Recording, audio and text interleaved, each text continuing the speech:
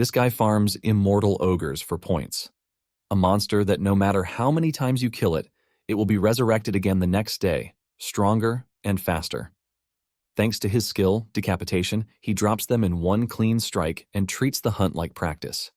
With the points he earns, he blesses a withered tree into an emperor apple tree, and those apples sell for a crazy amount of money. But he wasn't always this strong. To understand the story better, let's go back to the very start. Earth was dying and lost every vitality it had to provide, and then a certain being revealed just what Earth needed. The Absolute being advised to dispatch to another world, and with this, dispatchers, who are now regarded as heroes, left the Earth for other worlds. From the other worlds, dispatchers are able to bring back new things that are essential for humanity's survival. Our MC, Chansu, is working a trash gardening job, but he wishes that he could become a dispatcher too. After the day's work, he heads to the dispatcher reunion center, where there is a bulk load of people trying to get information on their loved ones. He manages to get past all the other people who are there to reach the receptionist. The receptionist checks his log and realizes that Chansu doesn't have enough to pay for the investigation he is requesting. He tells him to come back when he finally has the required money. Chansu begs the man to at least give him some news, but he is pushed out of the way by the next customer. Chansu has no choice but to step away, and he walks back home decisively. Apparently, when he was little, his father was a top-ranked veteran, also known as a returnee. They were always together, but when Earth's condition got worse, he was dispatched again. And since then, he hasn't seen his father again. After waiting for so long, his mother also went in search of her husband, but in the end, Chansu found himself all alone. He has grown so much that the memories he has with them have started to fade. He can't even picture their faces clearly anymore.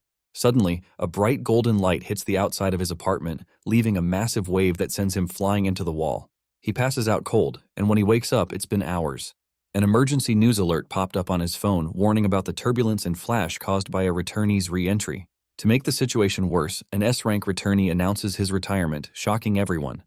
The S-rank dude talks about how he failed to protect the dispatchers who accompanied him. He also could not protect his god, and in the end, he returned alone, a failure. The dude says he can no longer dispatch because he has lost the ability and the qualification to do so. Apparently, the earthquake and the bright light were a result of his re-entry. With a broken voice, the dude announces his retirement, while asking everyone to do their best to protect Earth. This is basically bad news for everyone because Earth's population has grown below 500 million, making it hard to raise high-ranking dispatchers. Chansu cannot believe that the dude failed at his mission, and he is also retiring from it. Just then, he hears a knock on the door, and he wonders who it could be. He stands and he walks to the door, wondering why he is getting a visit because it is very unusual. He opens the door and hears a voice calling him, but he doesn't see anyone standing at the door. Just as he is about to start believing that he is going crazy, the voice directs him to look down. Chansu stares down to see a cute talking bunny holding a tablet device and staring at him. This scares Chansu so hard that he falls on his arse, but the rabbit simply continues with his business, asking him if he is Chansu. The rabbit then tells Chansu to calm his nerves because he brought wonderful news for him. The rabbit smiles, congratulating Chansu on becoming a dispatcher. Chansu is shocked to hear this, forcing him to ask the rabbit again if he knows what he is saying. The rabbit admits that Chansu is probably confused, but he assures him that it doesn't take away the fact that he has been chosen. Since Chansu is acting suspiciously, the rabbit suggests that they move to another location. As they walk through an unfamiliar hallway, the rabbit asks Chansu if he has any special skills, because most people have at least one. Chansu then replies that he is the highest in the Trash League, which is why he is not even qualified to be a dispatcher. However, he is pretty good at trimming trees or flowers. The rabbit is shocked to his bones when he hears this, and Chansu is also surprised that the dude approached him without knowing that he is worthless. The rabbit then calms himself down, saying there is always a reason for everything. He assures Chansu that he might be worthless, but it doesn't change the fact that he was chosen. Chansu is completely blown away because he never expected to find himself in the dispatch center, which means a chance has finally come for him. They arrive at a very large door, and the rabbit suggests that they go inside to continue their conversation. Before the rabbit could continue with what he was saying, Chansu had reached the door. He tries opening the giant door, but for obvious reasons, the door won't budge. This is when the rabbit disgustingly asks him what he is doing with the door. The rabbit says the entrance they are going to use is to his right. Chansu doesn't want to believe his eyes when he realizes that the rabbit is pointing to a very tiny door, which is a perfect size for the rabbit, not freaking humans. The rabbit says he has never had issues using the door, and Chansu is forced to remind him that he is a freaking rabbit. Believing that the rabbit is nuts, Chansu says he has to leave, and the rabbit asks him if he is sure he is making the right decision. The rabbit reminds him that he has failed every test that he has taken, but in the end, A rare opportunity has come knocking on his door. The rabbit asks him if he thinks an opportunity like this will ever come in his lifetime again.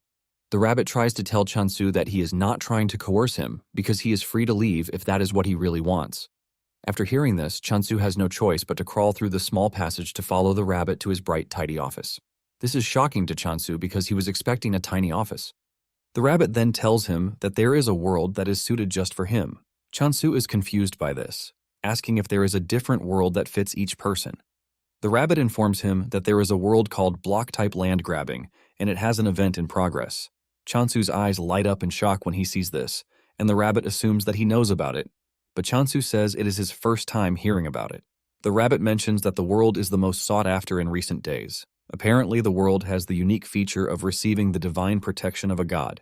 Chansu becomes more interested when he hears this because the returner also made mention of a god.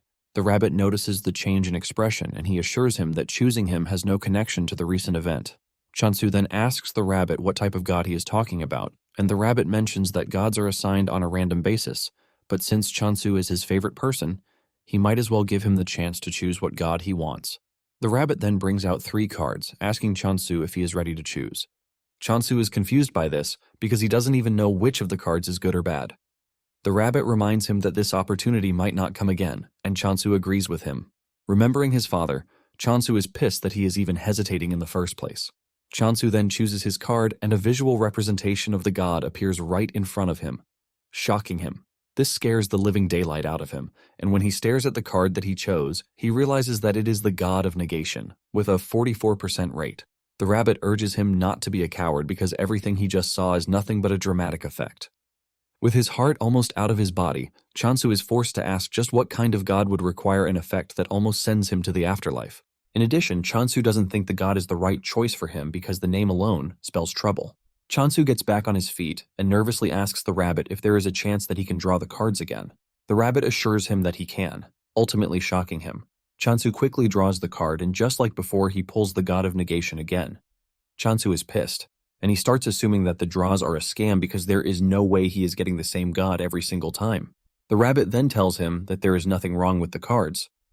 Chansu is surprised to see the rabbit change his expression, and then he tells him that he has just one last chance to draw a card. He urges Chansu to choose properly this time around.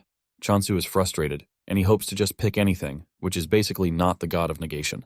He draws another card, and this time a bright green light appears, and Chansu's face brightens up with hope. This time around he pulled a card, which is the goddess of abundance, but it has a less than 1% probability. He is about to lose interest when he sees a visual representation of the goddess, and boy, she is freaking hot.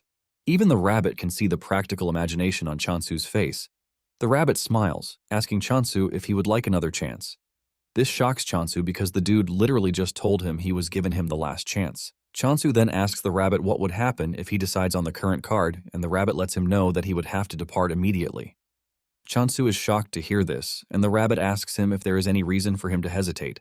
He tells Chansu that he has a rare chance to go from being a dispatcher to becoming a returner. The rabbit starts feeding his head with sweet imaginations of how people will celebrate him for being a hero. The rabbit tells him that being a dispatcher will give him a very good life, which is 10 times better than the one he is currently living. Chansu realizes that the rabbit is actually right because his life is basically worthless in the first place. He makes his decision, and the system informs him that he has been chosen to serve the goddess of abundance. The image of the goddess is shown to him, and it is just what he imagined in his head. Chansu smiles, believing that he would be able to do anything if he were with such a goddess.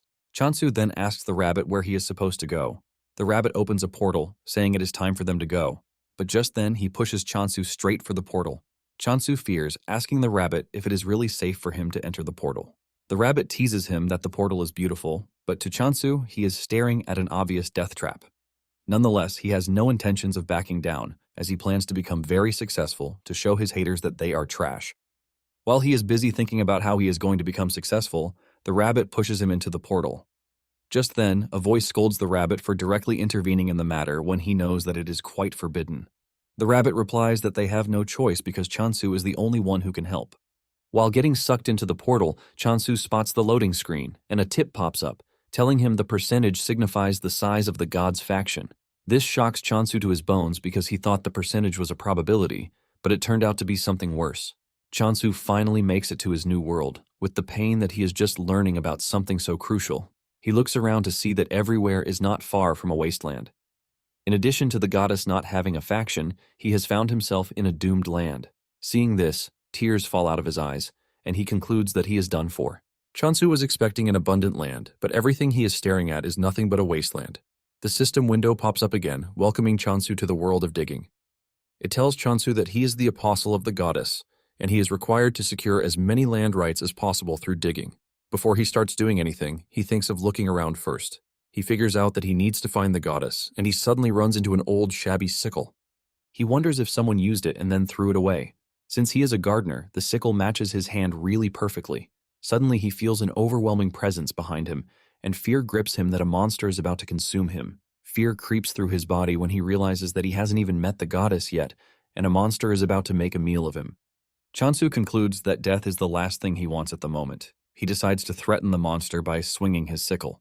He turns around and swings it really hard, only for him to see that there is no monster but a cute hamster staring at him. Chansu crouches to stare at the hamster, and he can clearly see that it doesn't harbor any sense of hostility toward him. Suddenly, it crosses his mind that he might get a bonus for taking out the hamster, and the hamster screams out its lungs in fear. Chansu smiles, because he has successfully messed with the hamster. He decides to let it live as long as it doesn't cause him any problems. Suddenly, the hamster turns around to leave. The hamster stops at a distance, beckoning Chansu to follow him. Chansu then runs after the hamster, which is pretty fast for its size. Chansu wonders where they are going until they reach a stream, where Chansu wastes no time fetching water into his bottle to drink. He feels very refreshed, and he asks the hamster if he knows where the goddess is staying. The hamster tries responding to him, but their communication technique differs from each other. The hamster continues moving again, and Chansu follows it, waiting to see where the hamster is leading him. Moments later, they arrive at a huge tree that has dried up like the trees on Earth. Chansu steps on a whittled ginseng, shocking him.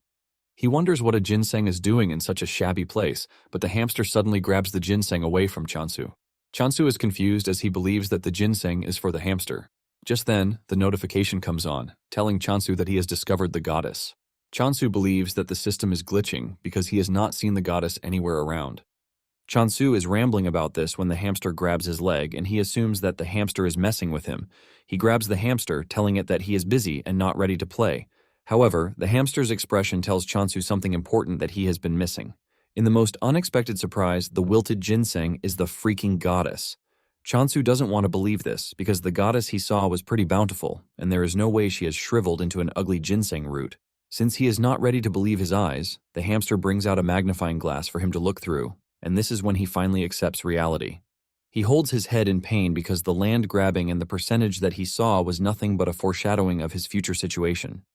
Chansu remembers that the numbers were going up when he was drawing the cards, and this basically means the god's influence was growing then. Chansu cannot believe that the god of negation was actually a good card, and it was hard to believe since it was coming up pretty often. Chansu wonders if the goddess shriveled away because her influence went down completely. Chansu stares at the goddess, wondering why she is not waking up. He starts to fear that he has completely killed the goddess when he steps on her, but the hamster just stares at him like some really dumb dude. It then dawns on Chansu that he might get the goddess to wake up if he gives her some water. He pours water on her, and surprisingly, a bright green effect emerges from the ginseng's body. This tells Chansu that the water is working, and he proceeds to give her some more water. He drowns the goddess in water, ultimately restoring the goddess's sense. The goddess almost drowns in the water, and she starts wishing Chansu would stop before it is too late. The goddess finally comes to life, and Chansu celebrates his aggressive CPR skills. The hamster is also glad that its master is back to life. Just then, Chansu bows to the goddess, offering his greetings and telling her that he is her apostle. The goddess manages to sit up to look at her apostle. Chansu is totally confused about what to do until the Windows notification pops up, telling him that he can become stronger by using his skills. Chansu is surprised because he didn't know that there were skills readily available for him. He sees one of the skills, which is the goddess's blessing, and even though there is no description of what the skill does, Chansu assumes that it is for making crops beautiful. Just then, he applies it, and he realizes that the blessing is called decapitation. This shocks Chansu, since decapitation basically means cutting off a head. He doesn't want to imagine himself cutting heads around just to live an abundant life. However, he concludes that there is no way the goddess of abundance would grant him such a violent skill. Chansu turns to the goddess to ask her if he is truly meant to cut somebody's head off, and the goddess's reaction just confuses him. He then concludes that there is nothing else but to decapitate someone. Chansu starts thinking about the several things that this might entail. And then it suddenly dawns on him that the hamster might be ripe for decapitation. The hamster is busy celebrating the revival of the goddess, not knowing that Chansu is staring at him with the most evil eyes ever. The hamster turns around to see Chansu fully armed and ready to turn it into 2 pieces. Just before the sickle can hit, the hamster makes a run for it. Chansu continues his chase, and realizing that there is no way out, the hamster hides behind the goddess.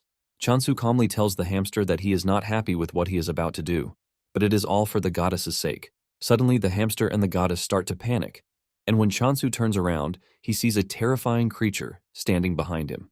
Chansu also notices that the hamster has jumped in front of the goddess, and this is when it dawns on him that the hamster wasn't a monster after all. Chansu admits his mistake and figures out that he has to make amends for his mistake by defeating the real monster standing in front of him. However, the question of whether he can do it remains a thing. Nonetheless, Chansu is a brave dude, and he charges at the monster with the sickle in hand, and thanks to the decapitation skill, he can see exactly where he needs to cut. He activates the decapitate skill, and he leaps at the monster, swinging the sickle so hard that it takes down the monster in one strike. The hamster and the goddess are left in shock when they see this. Chansu casually returns to the goddess like he didn't just do something pretty crazy. Chansu then bows to the hamster for mistaking him for a monster and almost sending him 6 feet underground. He asks the hamster to forgive him, and the hamster smiles before giving Chansu a thumbs up to let him know that he is not holding grudges against him. Chansu is happy to see this, and he gives the hamster a name, Hamstol. The name sounds so good to the hamster that it starts to blush hard from it. Just then, the Windows notification pops up again, telling Chansu that the head of the monster will automatically be transported due to the skill's effect. This is when Chansu finally learns the name of the monster that he killed, which is the Immortal Ogre. Because he has defeated one ogre, a kill count also appears to show him that he can kill as many of them as he wants. Chansu is surprised that the monster is known as the Immortal Ogre when there is nothing really immortal about it. The system comes up with another notification, telling Chansu that the transported offering now belongs to the goddess. Chansu turns to look at the goddess, and he realizes that the goddess has become even fresher than before. It dawns on Chansu that if he continues working hard and terminating monsters, it will, in turn, help the goddess return to her best form. Motivated to see the goddess's hot body, Chansu runs off to find more monsters to kill. He soon runs into a horde of immortal ogres. He gets another tip that there are unidentified points that can only be used by the world system, which means that they cannot be traded between individuals. Chansu is surprised because he didn't know when he acquired the points. Nonetheless, it is a good thing for him, and he figures out that getting rid of the ogres is the next thing on his list. Chansu is glad that he can wield the decapitation skill because it makes killing the ogres easy for him. Chansu dashes toward the ogres, activating the decapitation skill, and he cuts them down with just one swing. Another tip pops on, telling him that he can acquire points by killing monsters. Chansu sees this as a go-ahead to kill as many monsters as he can because the system just gave him the go-ahead. Chansu has defeated 4 immortal ogres already, and he thinks of killing about 100 just for the feel of it. After defeating the first wave of monsters, Hamstall celebrates on Chansu's shoulder as if he were the one who defeated the monsters. Chansu then asks why the monster is called an immortal ogre when they die too easily for something that should be eternal. Since no one can answer his question yet, he figures out that he will get the answer to his question if he continues defeating the monsters. Chansu returns to the tree to find the goddess looking even more beautiful than before. Chansu smiles because the effect is coming in faster than he even thought. He is excited to see the goddess return to her original form. The goddess then points to the huge tree, leaving Chansu confused about what he is supposed to do. It then dawns on him that the goddess is asking to be lifted into the tree. Chansu helps the goddess up, but the goddess beckons to him. The system then tells him that he can use the Blessing of Abundance, but every skill consumes points. Chansu touches the tree and activates the Blessing of Abundance. He pours all of his skill points into it, and with the help of the skill, he makes the tree bountiful again. By the time he is done, he is surprised to see that the tree is an apple tree, and there are apples hanging everywhere. He plucks one of the apples that looks really giant. Even though he has not seen an apple before, something tells him that it shouldn't be that big. Even though he is tempted to munch on the apple, he decides to offer the first harvest to the goddess. The goddess accepts the fruit, and to his shock, the goddess absorbs the apple in seconds. This leaves Chansu questioning the possibility of what he just witnessed. He realizes that the goddess is quite powerful and figures out that getting on the goddess's bad side is not a good thing for him. Chansu leaps onto the tree to fetch a bunch of apples so that he and Hamstall can both eat. Chansu figures out that he has to be pretty strong because the goddess he serves is not one to joke around with. Chansu munches on the apple, and he is surprised at just how delicious it is. While he is quietly enjoying his apple breakfast, The goddess, on the other hand, is wondering how Chansu is able to defeat several monsters in a single day. In addition to this, he was able to bring such a giant tree to life in just a day. A cold feeling runs through the goddess's body as she starts to wonder where such a monstrous boy like Chansu emerged from. Taking a deep dive into Abundance's backstory, she was in charge of food, and she was a force to reckon with because of the high-quality agricultural products that she offers. However, when the god of corruption started absorbing other factions, Abundance had no choice but to run away because corruption's power was getting too massive. To survive, Abundance abandoned her trade and resorted to hunting monsters, but her forces were unfit for combat. Because of this, they could not win a single battle, and as a last resort they modified their skill to make something else. However, this didn't guarantee Abundance's survival. Basically, the decapitating skill that Chansu thinks is for cutting off monsters' heads is actually a skill to help Abundance's subordinates bring back the heads of dead animals or monsters. Because her subordinates were bad at combat, they could only do their best. Just by staring at Chansu, the goddess is crippled with fear because he is completely different from what she envisioned. She wonders why Chansu chose her, but nonetheless she comes to the conclusion that Chansu now belongs to her. Chansu is trying to get another apple fruit when the goddess clings to his leg, and this scares Chansu, who believes that the goddess is trying to absorb him. But the goddess is only trying to hug him to thank him for everything so far. Later on, the goddess falls asleep, and Chansu lays her on the altar to sleep, but a loud thunder strikes out of nowhere. Chansu fears that this will wake the goddess, but to his surprise, the goddess remains fast asleep. Just then, Chansu realizes that apples alone won't sustain him. And at that moment, the system informs him that the delivery event is now in progress. Chansu is surprised to see that something like this exists. However, to make a delivery, he has to be able to contact those back on Earth. However, he notices that Hamstel is also tired, and he lays him beside the goddess. He even covers the two with leaves to serve as a blanket. Meanwhile, at the Reincarnation Trading Company, Hasujin, the Apostle of Reincarnation, bursts into her boss's office to scold him for giving him more work, even though she is already busy as it is. It turns out that they have gotten the order to deliver apples. The order also states that there is no money involved, which means that they are going to barter apples in return for goods. Hasujin screams at her boss, asking if she did something wrong, and he decides to punish her with this trash of a job, but her boss says no. Her boss tells her that the business trip to get the apples is actually good for her because she won't have to work, and this will serve as a break for her. Her boss tells her that staying at the office means more work for her, and he urges her to use the trip to clear her head a bit. Hasujin argues with him, saying there is no one else to send on the trip, which is why he is sending her. Her boss chuckles nervously because she might be right with her deduction. Her boss urges her to get a move on because she might just discover something lucky on the trip. He waves her goodbye, hoping that something good comes out of the trip. Hasujin checks out the order logs and realizes that there are a bunch of deliveries that she has to do, and she hopes that it is worth it, or else there is going to be a big problem. Meanwhile, Chansu has been gathering apples in preparation for delivery. While Chansu is gathering the apples, Hamstel is having a field day with them. Chansu soon finds him munching on the apples, and he grabs him, telling him to stop messing around with the apples. He tells him that the apples are for trading because they will be meeting with someone later in the day. Since the delivery person will be coming a long way, Chansu figures out that acting all cool on the first day will leave a good impression on whoever the person is. According to the information he got when signing the delivery event, he found out that the world is truly divided into blocks, and the Block Territory Conquest Grand Summon event is in progress. Even though it appears as a regular land, there is a wall at the edge, and to move to another block, a movement ticket is needed. Chansu figures out that there is really nothing around him, and it would take him a whole week to reach the nearest village. Chansu is glad that the delivery only takes 2 days. Even though it is quite fast, Chansu doesn't care as long as he gets his sleeping bags pretty fast. In addition, he ordered a cushion for the goddess to sleep on. Chansu is aiming to raise the goddess's affection to the maximum to make sure he doesn't get on her bad side. Chansu also notices that the immortal ogres have been showing up on their own since the day before, which is a good thing for him. He has finally figured out in the name that the immortal is more or less a reviving term. Nonetheless, Chansu doesn't care as long as he gets to terminate as many of them as he can while farming for points.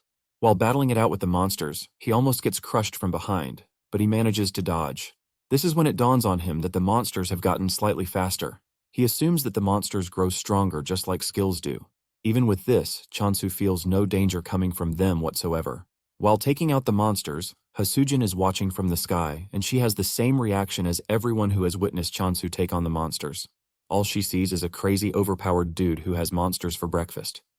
Apparently, the immortal ogre was once considered the main hunting target for most dispatchers because it provided more points than regular monsters. However, no matter how many times it was killed, it always resurrected the next day, stronger than before. Even if the dispatcher moved their block, it would continue coming after them, which makes it the most persistent monster. In addition to this, it usually leaves a curse on its target, giving it the chance to wear them down until they eventually collapse. In the end, it became a creature that everyone avoids. That same creature is what Chansu is cutting down like tissue. Hasujin starts wondering if Chansu is so reckless that he doesn't even care about the monster's retaliation. Hasujin also notices that Chansu is not even purifying the defeated monsters. With everything she has seen, she assumes that Chansu is a swordsmaster. But then, she wonders why a swordsmaster would be picking apples out of all the things that he can pick. Hasujin concludes that Chansu is not a smart swordsmaster, but to avoid his wrath, she believes that it would be best to deal with him in the most gentle way possible. After taking down the horde of immortal ogres, Chansu realizes that he has gained a ton of points and that it is increasing exponentially too. Because of the blessing, an apple now costs 1,000 points. Chansu figures out that hitting 100 is not going to be a problem for him. He had been wondering why there was a shrine in the region in the first place, but it appears to be a jackpot for him. Just then, Hasujin approaches him and she humbly bows to him. She introduces herself, revealing that she is from the trading company and that she has come with Chansu's delivery. Chansu excitedly shakes Hasujin's hands, saying he is actually impressed that she managed to find the block on her first try. Deep down, Hasujin is scared because Chansu is a powerful dude, and she has to be very careful not to get on his bad side. Just then, she spots the hamster, and this catches her attention because he looks so squishy that she wants to hug him. Chansu notices the eagerness on her face, and he asks her if she is feeling unwell, but she replies that she is feeling good. Unknown to Chansu, Hasujin is just eager to touch the hamster. Chansu then tells Hasujin to follow him so he can lead her to where the apples are. Upon arriving there, the smell of the apples alone catches her attention, and she is forced to say this out. Chansu agrees with her, saying the apples grew really well. Hasujin cannot believe that the large tree standing in front of her is an apple tree. Chansu plucks one of the apples and he asks Hasujin if she would be willing to eat the apple. Hasujin collects the apples and the massive sizes of the apples shock her.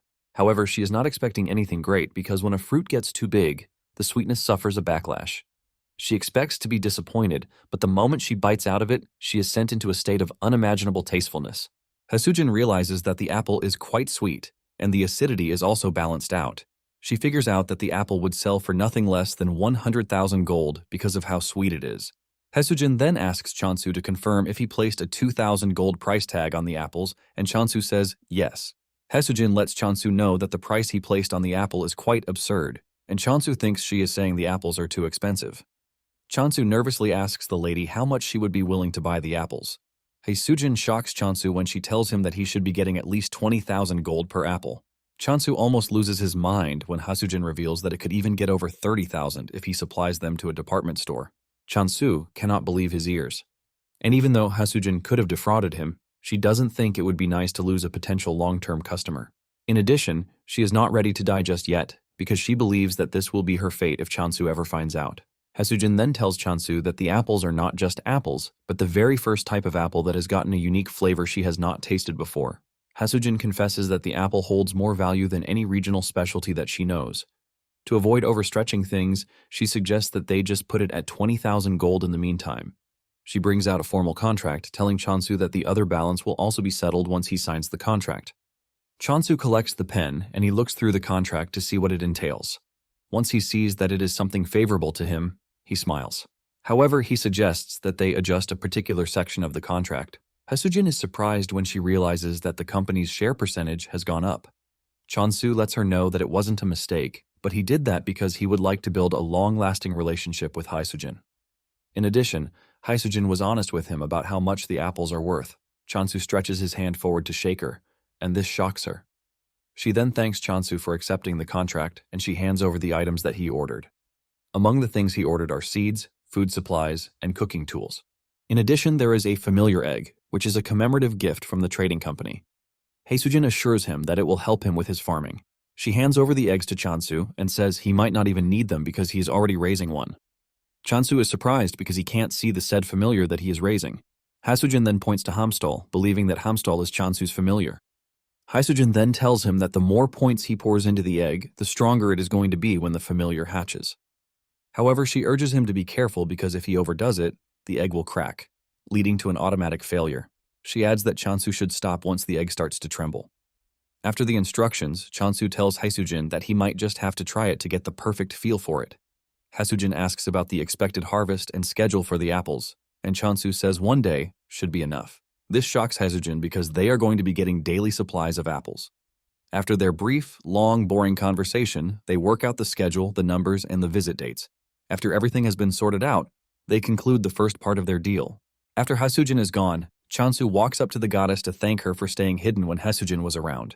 Chansu looked at the several supplies that he got and couldn't believe that the sales of apples were lucrative. Nonetheless, he knows that he owes it all to the goddess. Just then, he spots the goddess hugging the eggs, and he realizes that he might have to hatch the eggs sooner. However, he is going to need more points if he is going to do this. To do this, he figures out that killing more monsters is the way forward. Chansu is proud of how things have come so far, but he is not delusional enough not to know that there will be difficulties ahead. Even with the thought of this, Chansu is not scared because he is built to face challenges. When Haesujin returns to the trading company, she tells her boss everything that she saw. She tells her boss that Chasun is definitely Korean, but she assumes that he is a member of the combat factions. Her boss is surprised that a combat-oriented person is able to raise such a good bulk of apples. Haesujin reveals that Chansu took down undead monsters with just a rusty sickle, and he only targeted their heads. Haesujin's boss believes that the dude might be aiming to become a swordsmaster by putting himself in a tough situation, just like a dude Rohan did. Haesujin's boss then says it would be advisable for them to keep Chansu hidden rather than assign guards to his position, and Haesujin agrees with this. While saying this, the dude doesn't stop munching on the sliced apples in front of him until Haesujin grabs his hand, reminding him that they are supposed to eat them together. Back in the world of abundance, Chansu is already pouring points into the eggs to try and hatch them. He wonders if he is going to get a cute or strong monster from the eggs. Just then, the egg cracks, leaving a bright light, and Chansu believes that an SS rank familiar is going to step out of the egg. Chansu's entire smile fades away when he sees a chick popping out of the egg. He cannot believe that all the hype was just for a big chicken when he was hoping to get a worker. He starts wondering what to do with the chick, and the first thing his mind goes to is to raise the chick to eat it. However, he is hesitant because he cannot just cook and eat a chick that he poured 120,000 points into. Because he is trying not to get too attached, he decides to give it the name Ari. Just when he is trying to get familiar with the Ari, the other egg starts to hatch too. Just like before, Chansu is hyped, as he believes that this will come out to be a worker. However, his face crashes in disappointment when a pig emerges from the egg, and Chansu wastes no time giving the pig the name Doji. Chansu is extremely disappointed, leaving him to wonder why he is getting only ingredients. He was told that he was going to get a familiar, but at this point, he thinks he has been scammed. Just then, Ari and Doji walk up to the goddess to greet her, and the goddess urges the two to forgive her for failing to protect them to the very end. The two also apologize for not being able to serve their goddess the way they should have served her. The goddess appreciates their honesty, but tells them that there is something they need to be careful of, and this is her apostle. She tells the two that Chansu doesn't know that they are her retainers, and he might just sell them off if they prove to be useless to him. To make it worse, he might even eat them, and the two can feel the scary aura coming from Chansu, which makes the goddess's claim valid. The goddess urges the two to be on their best behavior until Chansu is able to obtain the communication skill. The two agree with the goddess, saying it would be better for them to just observe as it is. The next morning, Chansu heads out as usual, and his main targets are the undead monsters. Doji and Ari wake up early in the morning to hear commotion everywhere. The sleep disappears from their eyes when they see Chansu running about, cutting down undead monsters. This is when it finally dawns on the two that Chansu is pretty dangerous, and the goddess was not joking when she told them to be on their best behavior.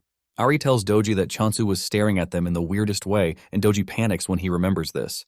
Just as he finishes taking out the undead monsters, Ari and Doji appear with a towel on their head. They praise Chansu for the hard work and tell him to clean up with the towel. The two have seen Chansu in action, and they have finally understood what the goddess told them about being useful. Chansu thanks the two for being thoughtful, and after cleaning up, he offers them an apple. Doji rushes toward the plate while Ari is trying to act like he is not a glutton. Chansu is happy to feed the two because he once heard that grape-fed pork always tastes better. Ari tries to stop Doji from eating so he won't grow into Chansu's desired flavor. However, Ari also gets drawn in by the flavor of the apple because of the amount of points that Chansu poured into it. Nonetheless, he manages to control himself. Chansu then offers him grains and he jumps on the grains without wasting time. To him, he is making the right decision because he is never going to grow into fried chicken like Doji. After this, Chansu moves over to farming. He has Doji dig the ground, while Ari plants the black bean seeds. Chansu then covers the ground and gives the seeds water before adding the blessing of abundance. In no time, Chansu has a farm with healthy plants covering it. Chansu holds one of the seeds in his hands, and the moment Ari spots the seed, he locks in on it. He rushes toward Chansu, but he hides the seed, telling him that the first harvest must be given to the goddess. Chansu gives the goddess the seed as usual, and she absorbs it in the most weird way, just like she always does. Chansu then tells Ari and Doji that it is time they eat because they are going to plant potatoes later. Unlike before, Ari consumes as much food as Doji. The two end up looking like inflated balloons, and Ari believes that he is done for because he couldn't hold back his hunger. On the other hand, Chansu is just happy that the two are eating well, and this serves as a motivation for him to plant more crops that they are going to enjoy. Just then, his mind crosses the apples, and he hopes that they are selling well on the market. At the store, Hasujin's boss notices that the apples are the only items left for sale. A lot of people have gathered, but none of them are ready to buy, which is expected. He had even decorated the apple and packaged it well to make it more pleasing, but people don't think a single apple is worth 200,000 gold. He is left scratching his head in frustration because he has no idea how to convince people that the apple is actually delicious. He is pretty sure that everyone will change their minds after just a bite, but the problem is getting them to have a bite. Suddenly, he hears someone purchasing the apples. He rushes to the attendant to ask him what just happened, and the attendant reveals that all of the apples are sold out. He doesn't want to believe this, since there was still a bulk load of it some minutes ago. The attendant reveals that someone tasted one and then bought everything. The signature on the payment slip says Rohan, and this is when it dawns on the manager that the person who just patronized them and bought out the apples is none other than Rohan, the pioneer of the handicap training method. Rohan is also known as the unrivaled swordsmaster, which makes him a big deal, and the manager admits that they have struck gold. This ends up making the news big time, and everyone believes that the apples are what Rohan ate to become a swordsmaster. Heisujin's boss, Ryuwu, starts getting calls from everywhere. Everyone wants a box or 100 boxes of the miracle apple. A week after Chansu arrived in the abundance world, he admits that he has been living life greatly. He has potatoes with him, and he is ready to cook. While cooking the tasty potatoes, Doji is already holding his leg to let him know that he is interested. Chansu simply reveals that he is not making the potato for him because he just finished eating his own meal.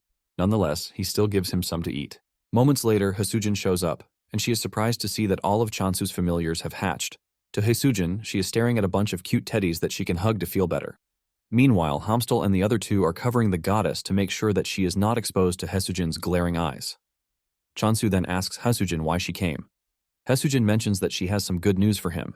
She brings out sales receipts to tell Chansu that all the apples sold out, and they all sold out for the tagged amount too. Chansu holds his head in shock and amazement because everything went off in just 2 days. Hasujin tells him that the most unbelievable part of everything is that everyone now wants a taste of the apple. Chansu is blown away because he never saw apple as something that would command so much money. He remembers that apples were usually sold for less than 1,000 gold. Because he's getting 30% of the profits, Chansu realizes that he is going to make at least 60,000 gold per apple. With a simple calculation, he realizes that he would have gained 3 million in one day if he managed to sell 50 apples. Chansu's mind blows out of the roof when he realizes that an annual profit of 1 billion is coming his way. Chansu is glad that he is on the right trajectory, and he believes that with this, he might be able to find a clue about his parents. Chansu tells Hasujin that he is not a mood killer, but he asks her how long she thinks the hype over the Emperor apples will last. Chansu knows that the apples are currently popular, but he also knows that there is no way they will continue selling for that huge amount in the future. Hasujin then assures Chansu that she understands his concern, but lets him know that 100 apples a day to a target audience of 1 million means they will still be in business for 27 years. Chansu is shocked to hear this, and he assumes that it is an overestimation. Hasujin then tells Chansu that he has nothing to worry about. Hasujin then asks him if he has thought about increasing his apple production. Chasun smiles nervously, saying he has grown other crops too, and it will be nice if she tastes them. He assures her that they are as tasty as the apples. Hasujin's eyes light up like a goblin when she hears this. Chansu then tells her to sit tight while he serves her potatoes first. Hasujin takes a bite out of the potatoes and she melts in sheer joy at how sweet they are. She starts imagining all the good things that will come out of the potato if managed right. Just then, Chansu shows up with pancakes and fries. Hasujin shed tears as she consumed the food in front of her. She mentions that the potato fries can be considered a main dish instead of a side dish. Chansu then finishes the combo with roasted sweet potatoes. The moment he serves this, Doji and Ari go crazy, demanding that he give them too. Chansu then suggests that they all eat together. Chansu notices that Ari is looking skinny, and there is one explanation for this. It is basically because Doji has been stealing Ari's food, preventing him from eating properly. Hamstal jumps on the table to eat with Hasujin, and Chansu asks Hasujin for her thoughts on the potatoes because he plans on selling them too. Hasujin thanks Chansu for the delicious meal and then asks if there is a way he can grow the crops and also increase apple production. Chansu replies that it would be difficult, since he is going to need more points. At the same time, Chansu doesn't think it would be wise for him to use all of his points on farming. Hasujin lets Chansu know that his efforts are appreciated, but she urges him to focus more on apples. Hasujin mentions that all of the apostles are Korean, and the culture of the world is built on this. Hasujin says the food is amazing, but lets Chansu know that it is hard to charge a premium price for crops alone. Hasujin says the crops won't be as profitable as apples even if people start to demand them. Hasujin goes on her knees, begging Chansu to consider apple production as his primary assignment. Realizing that there is no changing her mind, Chansu asks her if 100 apples a day will be enough, and her eyes light up when she hears this. She thanks Chansu for reconsidering and putting her suggestion into the books. The next day, Chansu steps out to hunt monsters as usual. Doji asks Ari if it is important that they follow Chansu every time he steps out, and Ari screams at Doji, telling him that they are the only ones who can keep watch, because Hamstal is basically useless. Unknown to them, Chansu is actually wondering why the two keep following him everywhere, and he assumes that they are combat-type familiars. Chansu doesn't think there is any way actual familiars will be pretty useless to the point that the only thing they can offer is to eat. His conviction soon goes down the drain when he sees the two getting chased down by an undead monster. Chansu blames himself for thinking the two are worth the hype he was giving them in the first place. Just then, Doji trips, giving the undead monster the chance to close down on him. Chansu tries to reach him, but the distance is just too much for him. Chansu tries getting the monster's attention by screaming, but even this doesn't work. Chansu swings his sickle, but even this proves to be useless because the range is short. Suddenly, the monster dies, shocking Chansu because he knows that the sickle didn't reach the monster. Just then it dawns on him that the skill might have been upgraded, and the skill range has increased. Chansu tries it out by staying at a distance and swinging the sickle at the monsters. With just one strike, he takes out multiple targets and the window pops up, alerting him about the newly obtained range of the skill. In addition, he gets a new skill, mass decapitation, and this shocks Chansu, but he figures out that this would allow him to handle more monsters. Chansu goes on a rampage, cutting down several monsters, and this scares Ari and Doji. The two immediately run back to the goddess, who is shocked to see them back so soon. Ari tells the goddess that Chansu might have gotten stronger, but at the same time, obtaining the communication skill is also important.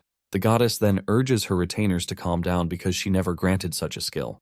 Doji then tells the goddess that the name of the new skill is mass decapitation, and this name itself shocks the goddess. Fear crept through her body as she thought about this because it was her first time hearing it. Even the goddess has no idea what type of person Chansu is at this point. She assumes that he is a grim reaper sent from hell.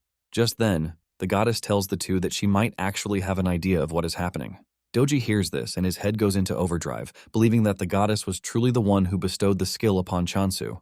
Ari is forced to slap Doji for being so dumb, and he tells him to hear what the goddess has to say before coming up with his trash ideas. Ari then asks the goddess what she thinks happened, and the goddess replies that the apostle's skill has evolved. The goddess mentions that decapitation skill is a modified version of the harvesting skill.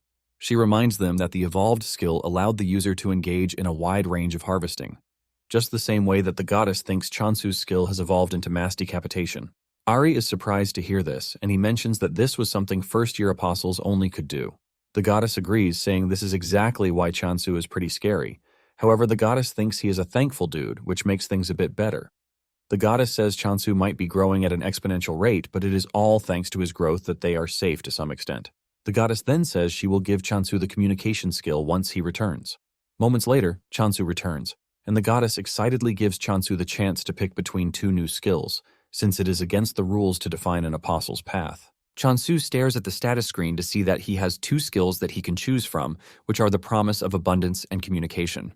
The goddess is confident and assured that Chansu is going to pick the communication skill. The goddess can't wait to tell Chansu to stay away from danger and also to thank him for everything he has done so far. After taking a minute to think about his choices, Chansu picks the promise of abundance skill, shocking the goddess, who least expected this. Before making his decision, Chansu had stared at the screen for some time to know which skill would work best. He stared at the communication skill and realized that it was just a skill that allowed him to communicate with plants and animals. The horror of hearing Ari and the others scream at him whenever they are pissed made him realize that he is going to have a really hellish life if he picks the communication skill. Since there is a saying that ignorance is bliss, he decides that choosing the communication skill would be a wrong move. This is why he went for the promise of abundance instead. And the moment he picked the promise of abundance skill, he realized that everyone is pretty gloomy. He now has 2 skills on the board, but just like before, there is no description for the skill. Chansu then picks out an apple with the intention of giving it to the goddess as a first offering. But to his surprise, the goddess turns her back to him, and she starts to cry. On the status screen, Chansu learns that depending on how he uses his skill, the points will return accordingly. Chansu wonders why the goddess is rejecting the apple that he gave her. In an attempt to cheer everyone up, he pinches Hamstel's cheek, and this cheers the hamster up a bit. He also rubs Doji's belly to tickle him, but to his surprise, the points are not coming back. Just when he is thinking of what might be wrong, Haisujin shows up in a hurry, telling him that he has to claim the block and defend it. This shocks Chansu, forcing him to ask if someone is planning to attack them. Haisujin says there is the possibility of this because the Emperor Apple has gained much popularity. Due to this, they are forced to limit the purchase of the apple to 1 per person, and even with this, over 5,000 people have made reservations already. The numbers shock Chansu, and Haisujin adds that the people who reserved say they don't even care when the apple arrives, as long as they get it at some point. It is natural that, because of how popular the apple is, there will be raiders who will start targeting the apples and the block. To make things worse, Chansu's block is outside the authority zone, which means there is no protection against crimes. Haisujin wishes that they had some kind of backing because it would have completely changed the game. Chansu thinks deeply about this and realizes that the only backing he has is the goddess. Chansu figures out that if he loses, it is going to be the end for the goddess and the entire region. Haisujin tells him that the first step in curbing this is to claim the block and install a secure gate. Chansu agrees to this, and he says capturing the surrounding blocks to set up a disguised base will put them closer to Haisujin. Haisujin sees this as a really great idea because once they occupy the block and build a door, they won't have to deal with movement restrictions. Chansu then asks why the reservations increased out of nowhere, because it definitely isn't normal. Haisujin tells him that the whole block is going crazy because of the effects of the Emperor Apple. Chansu is confused about the said effects, and Haisujin mentions that there have been claims that the apple is a cure for all. This shocks Chansu, who doesn't think the apple is even capable of everything they are claiming it does. Even Haisujin believes everything, but Chansu doesn't think much about it because it is just an apple. Meanwhile, an annoying journalist is following Rohan as he enters the hospital, and he has his camera ready. Rohan visits his friend Yunsu, who is a grand alchemist. Rohan tells Yunsu that he brought a get-well gift for him, and the gift is nothing but a box of Emperor apples. Yunsu is surprised that Rohan brought the apples for him because he has heard the rumors too. Yunsu takes a bite from it and explodes in pleasure, saying the nutrition and flavor are maxed out. Unsu expresses his shock and starts asking questions about the apple, but Rohan reminds him that he is not a cuisine expert. While Yunsu is slowly eating the apples, Rohan, who brought them as a gift, is munching on them like crazy. Unsu stares at the apple and says there is no way to get this level of perfection out of an apple, even if fertilizer is used. Unsu screams out in horror when he realizes that his friend is eating the apple alongside him, and Rohan urges him to eat fast instead. Yunsu proudly tells Rohan that he doesn't care because he can easily call the Sunhwan department store and just order his own box of apples. Yunsu's hope is ultimately shattered when he learns that he might be an important person, but this doesn't mean much because the store is already overloaded with reservations. Yunsu tries to get them to sell to him by offering triple the price, but even this doesn't work. While the two are having fun, the reporter is busy taking pictures of them. In no time, an article is released stating that it was the Emperor Apple that helped Yunsu get out of the hospital.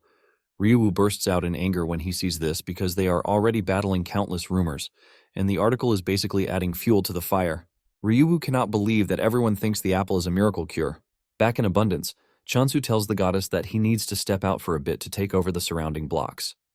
Chansu tells Doji and Ari that they will be in charge of protecting the goddess.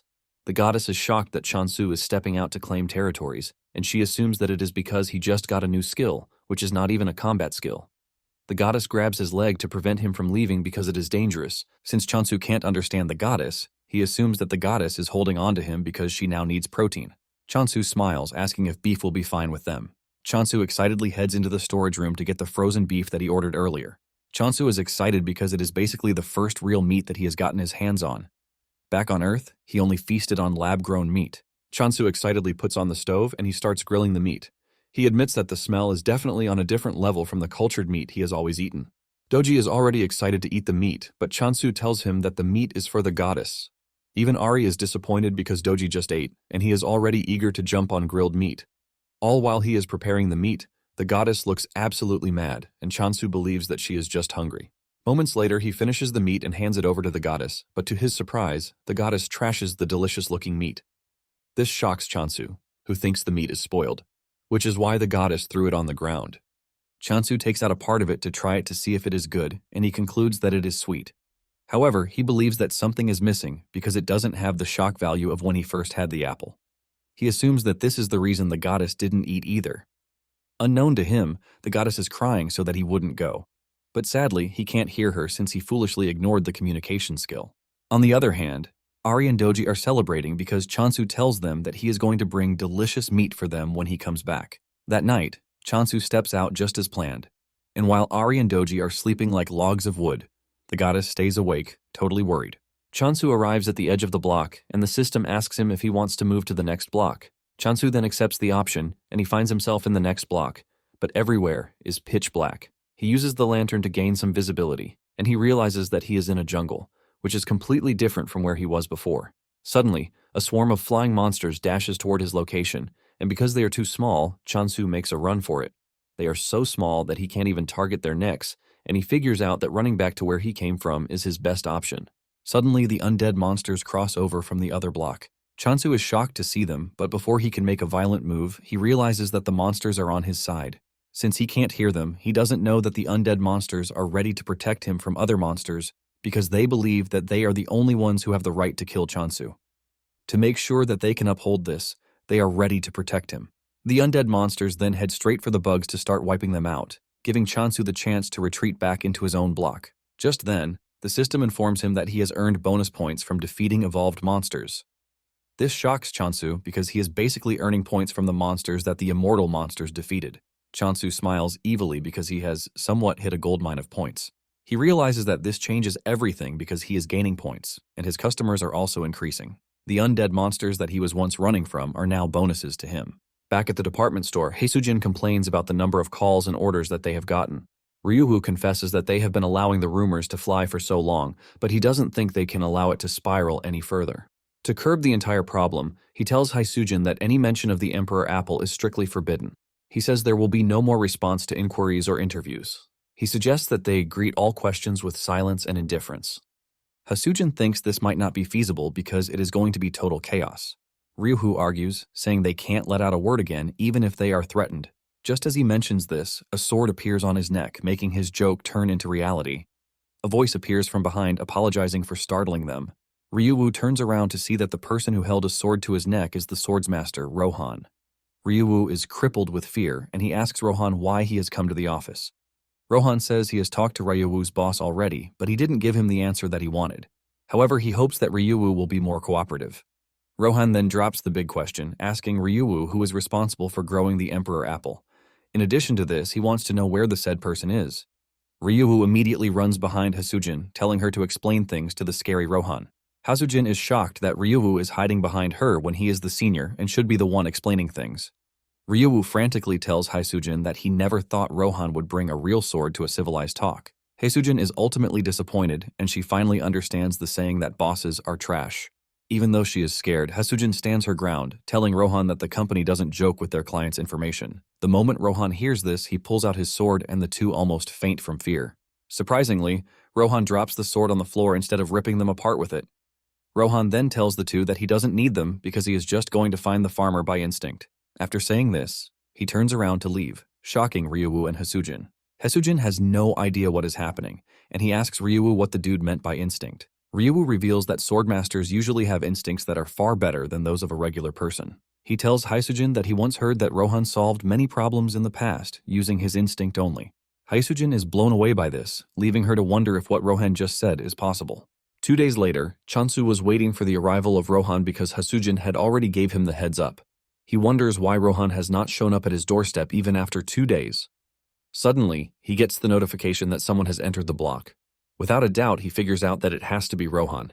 He stands by the door, waiting for him to enter any minute, but to his surprise, no one enters. He assumes that there is a glitch in the system since all visitors are expected to enter through the gate. He checks through the system again, and he figures out that it is not a glitch. He decides to check out the surroundings just in case, and suddenly he is hit with a big surprise. Chansu watches as Rohan tears down a section of the barrier with nothing but his sword. Just the sight of Rohan sends chills down his spine, and Rohan walks up to him, asking him if he is the apple cultivator. Chansu tries to hide his nervousness by welcoming Rohan the best way he can. Rohan goes straight to the point, telling Chansu that he is there to buy apples. Chansu is shocked by the sudden request, and he asks him how many apples he plans to buy. Rohan says he would like 100 apples, but if he can get 200, he doesn't mind. This shocks Chansu and he screams out, telling Rohan that what he just requested is practically impossible. Chansu mentions that the limit to apples that he can sell is 50. Without arguing, Rohan says he is fine with 50 apples. Chansu then asks him what price he is willing to offer for the apples, and Rohan says 200,000 gold each. This shocks Chansu, who tells Rohan that they don't offer packaging like the stores, but Rohan doesn't mind one bit.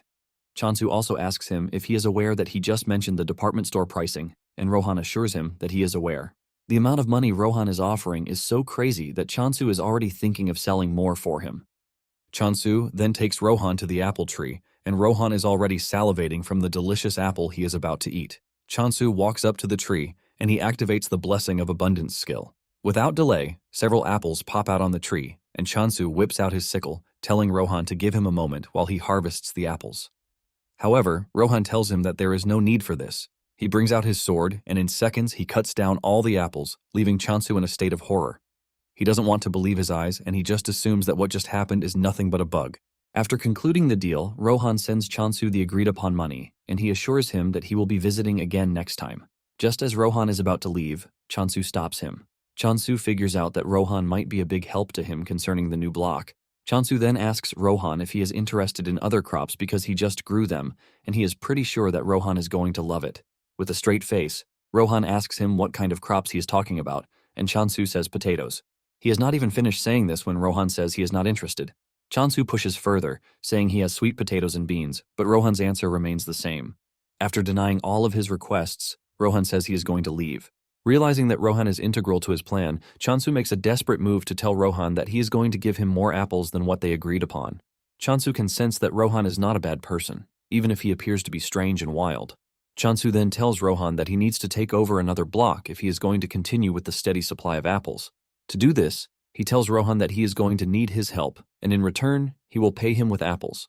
Chansu is wondering if his plan will work when Rohan walks up to him, telling him that he has agreed to the offer. Without wasting time, Rohan heads to the new block, with Chansu running after him just to keep up. Chansu is surprised that Rohan is heading to the block immediately, and he starts wondering just how strong the dude can be. Chansu notices that the ground is wet with a strange liquid, which is very different from his own block. Chansu is staring at his dirty shoes when a monster appears behind him. Before the monster can make a meal of him, Rohan drags him off, telling him to stay behind him because hanging around is dangerous. Chansu cannot believe that Rohan is using the word dangerous when he is the one who is the dangerous one. Chansu is surprised that he almost got eaten by a monster disguised as a plant. Chansu then tells Rohan that he doesn't need to do too much, since he will be the one managing the block in the end. Chansu wants to get rid of the monsters by himself. He activates decapitation, and he starts cutting down the monsters like they are nothing. After he is done, he activates the Blessing of Abundance. Meanwhile, Hasujin has entered the block, and she is moving around when she hears Chansu call her name. She looks down to check on Chansu with a bright smile on his face, but the smile disappears when he sees Rohan with Chansu, working on a plant. Hasujin rushes down to ask Chansu what is happening, and Chansu says that since he is planning on taking on the surrounding blocks, he decided to plant his foot in the area. Hasujin screams at him that she doesn't care about what he is doing, but she is more interested in why Rohan is with him. Chansu then explains his current predicament to her. Apparently, when they first arrived on the land, Rohan tells Chansu that he would like to taste the apples grown on the new land. Chansu nervously tells Rohan that there is no land there because it is all filled with puddles. The moment Rohan hears this, he whips out his sword and swings it really hard to clear a large portion of the land. He clears the grass, turning it into a space where Chansu can plant seeds. Chansu is gripped with shock when he sees this, and he wastes no time planting the seed. He then casts the Blessing of Abundance on it, and this is what they were doing when Hasujin showed up. The seed that Chansu just planted has grown into a big apple tree with bright leaves. Hasujin is surprised, but she mentions that the apple smells really weird, and Chansu agrees with her. He says this is because of the environment. Apparently, the apples have double the aroma and flavor, and depending on the point of infusion, the taste changes. Chansu then confesses that he is still experimenting with it. Chansu plucks one of the apples and hands it over to Hasujin, asking her if she is willing to have a taste, but the girl refuses, saying she will pass. Haesujin then spots the plant monsters on the ground, and she calls them ostrich tails. Chansu is surprised because this is the first time he will hear of it. Basically, the monster takes a liking to an ostrich's habits, and it is said to be active only at night, which makes it extremely hard to catch. Haesujin checks out the monster, and she confesses that the conditions look really great. He takes some of its blood into a test tube and then asks Chansu if he was the one who hunted the ostrich tails. Chansu replies that it was all him, assuring Haesujin that Rohan wasn't involved. Chansu asks Haesujin if there is a problem with this, and Haesujin suddenly grabs him, asking him if he is willing to sell them. Apparently, the ostrich tails are said to sell for a high price. Scared of the zombie-like lady, Chansu agrees that he is going to sell them. Haesujin raises her hand in the sky, celebrating like she just won the lottery. Haesujin stares at Chansu like he is the most handsome man on the planet. Haesujin can't wrap her head around the fact that Chansu is skilled in both farming and combat. In addition to this, he even has a swordmaster by his side. Haesujin cannot hide the fact that meeting Chansu is a blessing to her. Haesujin is dreaming about several products that she might still get the opportunity to sell when Chansu calls her name. Haesujin is pissed that he ruined her imagination, and she asks him if he wants anything from her. Chansu reminds her that he ordered some things, and Haesujin looks into the bag to start bringing out all the things that Chansu ordered, like pest control plant seeds. There is also a building construction kit with her. In no time, Chansu builds a portable home for adventurers, and he also plants the pest-repelling seeds in the area. This leaves Haesujin shocked because she didn't know that Chansu has the ability to also grow plants in a short duration of time. Haesujin continues wondering just what kind of person Chansu is. Soon afterward, he purchases the new block, leaving the goddess and her retainer rejoicing like babies. Chansu is also happy because he has finally become a landowner. Apparently, a single block usually consists of 100 ownership units, and once all are acquired, the faction gains possession. Chansu is exceptionally happy because back on Earth, he could barely acquire a single room. In addition to this, purchasing the land comes with a bunch of new features, and the most important one is the block's trait assignment feature. Chansu gets a tip from the system, telling him that the traits assignable to a block depend on the apostle's god or the block's nature. Chansu is happy to hear this because the feature fits perfectly with the goddess's nature. The system asks him to choose a trait to assign to the block, and his options are growth and death. Since growth sounds better than death, he thinks of choosing growth. In addition, he believes that this will help with the goddess's growth too. Chansu applies the growth trait, but things don't look entirely different from what they look like. Chansu concludes that there is no notable difference because it is still on stage 1. He checks out the status window to see that the growth trait affects basically everything. Chansu is smiling until he realizes that there is an option for spawned monster growth there. Chansu almost faints from the fear creeping through his body when he sees this. This basically means the trait has its bad and good attributes. One of the bad attributes is that the undead monsters have partaken in it too. Even though they have grown, Chansu is relieved that they are still manageable. Chansu heads out as usual to take on monsters, and he easily takes them down as usual. He is glad because the undead monsters growing stronger also means more points for him.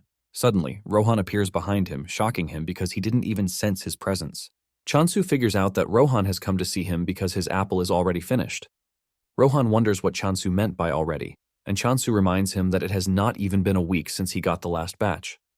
Chansu concludes that Rohan is just going to die from eating too many apples. Chansu then asks him how many apples he needs, and he replies that he wants 120, but if he can get more, he won't mind.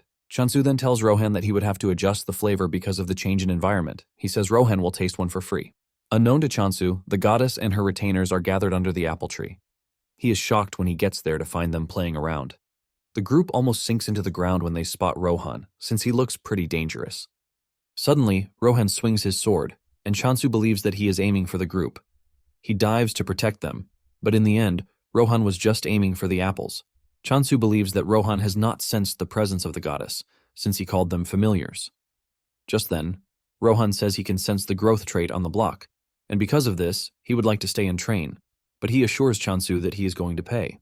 Chansu becomes interested when he hears that Rohan is willing to pay, and he asks him how much he is offering. Rohan smiles while telling him the amount of money he is ready to throw out. This sends Chansu into a state of ecstasy, and he immediately shakes Rohan's hand, welcoming him as his esteemed customer. Rohan asks him if he thinks his request is possible, and Chansu says yes. However, he wants to know if the environment will not be torn in half, and Rohan assures him that it won't. Chansu also asks if things will suddenly explode out of nowhere, but Rohan assures him that he has nothing to worry about. Chansu then tells Rohan that he doesn't have the power to manufacture monsters, since he doesn't even have lots of points to spare. Rohan lets him know that he doesn't need his help to sort out monsters because all he needs is a space in the corner. Chansu is surprised to hear that this is all Rohan needs. Chansu has no issues with this, but he tells Rohan that there is something else he wants aside from money. Chansu lets out his heart, saying he would like Rohan to be his guard. Since the world they are living in is prone to being in danger every time, Chansu thinks it would be better for Rohan to protect. After all, Rohan is one of the best swordsmen out there. Rohan replies that he will consider Chansu's offer if he can enhance the growth effect. Chansu is glad to hear this, and he assures Rohan that he is going to enhance the growth rate by 50,000 points every day. In addition, he's willing to provide 10 apples daily. Rohan is more concerned about the apples, and he asks if they can be purchased differently. Chansu then assures him that he doesn't have to worry about the apples. Meanwhile, Doji and the others are shaking in fear because it seems Rohan will now be staying with them. On the other hand, Chansu thinks the familiars will be happy because they have a swordsmaster protecting them. Chansu turns around to see a different reaction from the group. Rohan also sees this, but Chansu lies, saying the group is only shy because he is new. Chansu tries to get them to become familiar with Rohan, but the group runs away instead. Chansu cannot believe his eyes, but he moves past the embarrassing moment to tell Rohan his first request. Later on, the two are inspecting the other block when Rohan senses something behind the brushes. They walk over to check it out, only to find a cat lying there. Chansu is surprised because he wasn't expecting any other animals like Hamstol to be in the area. Because of how relaxed the cat looks, Chansu believes that it is not dangerous, and before Rohan can stop him, Chansu walks up to the cat to pet it. The cat wakes up to see an ugly face standing over it, and it jumps away like it just saw a ghost. The cat hisses at Chansu, which almost sends a chill feeling down his spine. The status window then informs Chansu that the cat is actually the Apostle of Negation, and it has declared war on his block. Chansu is shocked that the Apostle declared war on him just because he patted it a bit. With tears in his eyes, he asks Rohan if the cat is the Apostle of Negation because it has declared war on him. But Rohan believes that the dude is saying trash. Chansu suspects that the cat is mad because he was touched without permission. Chansu walks over to the cat to try to settle their differences while wondering why he has to fight a little cat. Just then, Rohan shocks him, telling him that he won't be fighting the cat. Rohan says the apostles he will be fighting will appear through the block's border very soon. Surprisingly, Rohan says they will be human. Chansu is shocked to hear this because it was easy for him to kill monsters, but humans are a different story. As if Rohan knows what he is thinking, he tells him that he is free to kill Negation. Rohan lets Chansu know that they have the option to resurrect at the temple. Chansu is shocked to hear this, and he asks Rohan if he is talking about a checkpoint, and Rohan says yes. Chansu considers this an unfair advantage because he and his group don't have the luxury of just getting a second chance if they mess up. Negation apostles, on the other hand, can act recklessly and not suffer the consequences that come with it. Chansu is hyped for the battle, since he is at a disadvantage, and he asks Rohan if he is going to help him with the battle ahead. Rohan replies that he is willing to help if he can. Just as predicted, a group of Negation-loyal monsters and human apostles appear in the block. One of them holds a megaphone in his hand, and he makes a loud announcement telling Chansu to show himself. At the alchemy headquarters, Hasujin has taken the ostrich tail sap for examination. She is thinking about just how impressive Chansu is. She believes that Chansu is strong the way he is with the help of an artifact. Apparently, an artifact is a divine item that is created for those close to a god. Sometimes it is formed from remnants of a dead god, which in turn grants the user the opportunity to use the god's power. After thinking this through, Hasujin doesn't think Chansu is using an artifact because they are hard to use unless they match the deity's nature. Hasujin is thinking about the future possibilities of things when Unsu rushes into the room. Hasujin is shocked and even more shocked when Unsu starts walking toward her. Unsu has the ostrich tail sap with him, and he screams at Unsu, asking him where he got the sap from. The question shocks Hasujin, but without a doubt, she knows that something crazy is about to happen again. Back at Chansu's block, the apostles urge him to step out before they get tired of searching for him. Unknown to them, Chansu and Rohan are hiding in the nearby bushes. Chansu wonders why the dudes are acting recklessly, and he asks Rohan if he thinks this is because they can resurrect even if they die. Rohan confirms this, saying they are probably acting that way due to the chances of getting resurrected. Even though they have little time to engage the enemies, Chansu is relieved to have Rohan at his side. He is basically putting all of his faith in Rohan. Just then, Chansu steps out of his hiding place, holding his sickle. The apostle stares at Chansu like he is some kind of weakling, and he tells him to bring him apples. Another dude makes fun of Chansu, telling him that he is outnumbered and that he has no chance against them. However, the team starts getting nervous because they can't see Chansu do anything, which is pretty weird. After some minutes of silence, Chansu finally speaks out, telling the apostle that he is nothing but trash and that he is not worth worrying over. Chansu is confident that he has the swordsmaster backing him, and before the Negation dudes will have to get the chance to do something crazy, Rohan would have dealt with them. The Apostle is pissed by this, and he gives Chansu one more chance to surrender the Emperor apples. Chansu retorts, telling him to head to the department store if he really wants to eat apples. The Apostle is overtaken with rage because of Chansu's big mouth, and he asks him if he can handle the consequences of his arrogance. Chansu further breaks the dude's ego by telling him to go ask his mother all the trash questions he is asking him. Chansu's words hit the dude at the spot where he wants, and he angrily tells his subordinates to kill Chansu. At the alchemy office, Unsu is pestering Hasujin about where she got the sap. Hasujin feels like telling him, but she mentions that customers' information is confidential. Unsu then tells her that he only asked because of the labor fee. Unsu comes clean, saying the ostrich tail sap that Hasujin brought has a higher purity percentage than the regular ones, which is always hard to maintain their purity level. Unsu brings out a contract sheet and hands it over to Hasujin, asking her if she can continue supplying them with the sap. Hasujin replies that she might have to ask the cultivator first, and Unsu suggests that they sign a provisional contract. Unsu is happy to hear this, and he lets Hasujin know that whoever is responsible for the sap will always be welcome to the alchemy department. Back to the standoff between Chansu and the Negation apostles, the lead apostle notices that Chansu is pretty calm for someone who is outnumbered. He wonders why Chansu is so confident, and on the other hand, Chansu is thinking of how he is going to take down the skeletons approaching him. As the skeletons rush toward him, Chansu activates the mass decapitation skill, and he wipes out the entire skeleton team in one fell swoop. The apostle is surprised to see his subordinates flying in the air like they are feathers. Chansu piles on the misery by telling the apostle that his subordinates are quite weak. Chansu stands above the bones, asking the apostle if he is ready to surrender. However, the apostle is not about to lose to some derated farmer. The apostle brings out an orb, and using the orb, he summons a giant monster called Heracles. Heracles looks absolutely terrifying with a lion's head attached to his left shoulder. Instead of running off in fear, Chansu still finds a way to trash-talk the apostle, telling him that he is very bad at giving names. The apostle laughs at Chansu, telling him that he is about to regret his actions because Heracles is a weapon worth lots of money. The apostle then orders Heracles to go after Chansu. Heracles swings his giant punch, but he easily dodges it. Before Heracles can make another move, Chansu swings his sickle at him and sends him to the heavens in just one strike. Heracles crashes to the ground, shocking the apostle, who was already boasting of how strong Heracles is. The apostle cries in pain, saying Heracles is a monster he has been putting together for the past 10 years, and Chansu took it down, like it's nothing. The apostle then turns to his subordinate, Soya, a fourth-generation apostle, to scold her for not joining the fight. Soya reminds the dude that he was the one who confidently went after Chansu, and she doesn't see any reason why he should complain after getting whooped by a farmer. Soya tells the dude that she's willing to get her hands dirty, but she will be getting extra fees. After all, her role was to guide the way, and nothing else.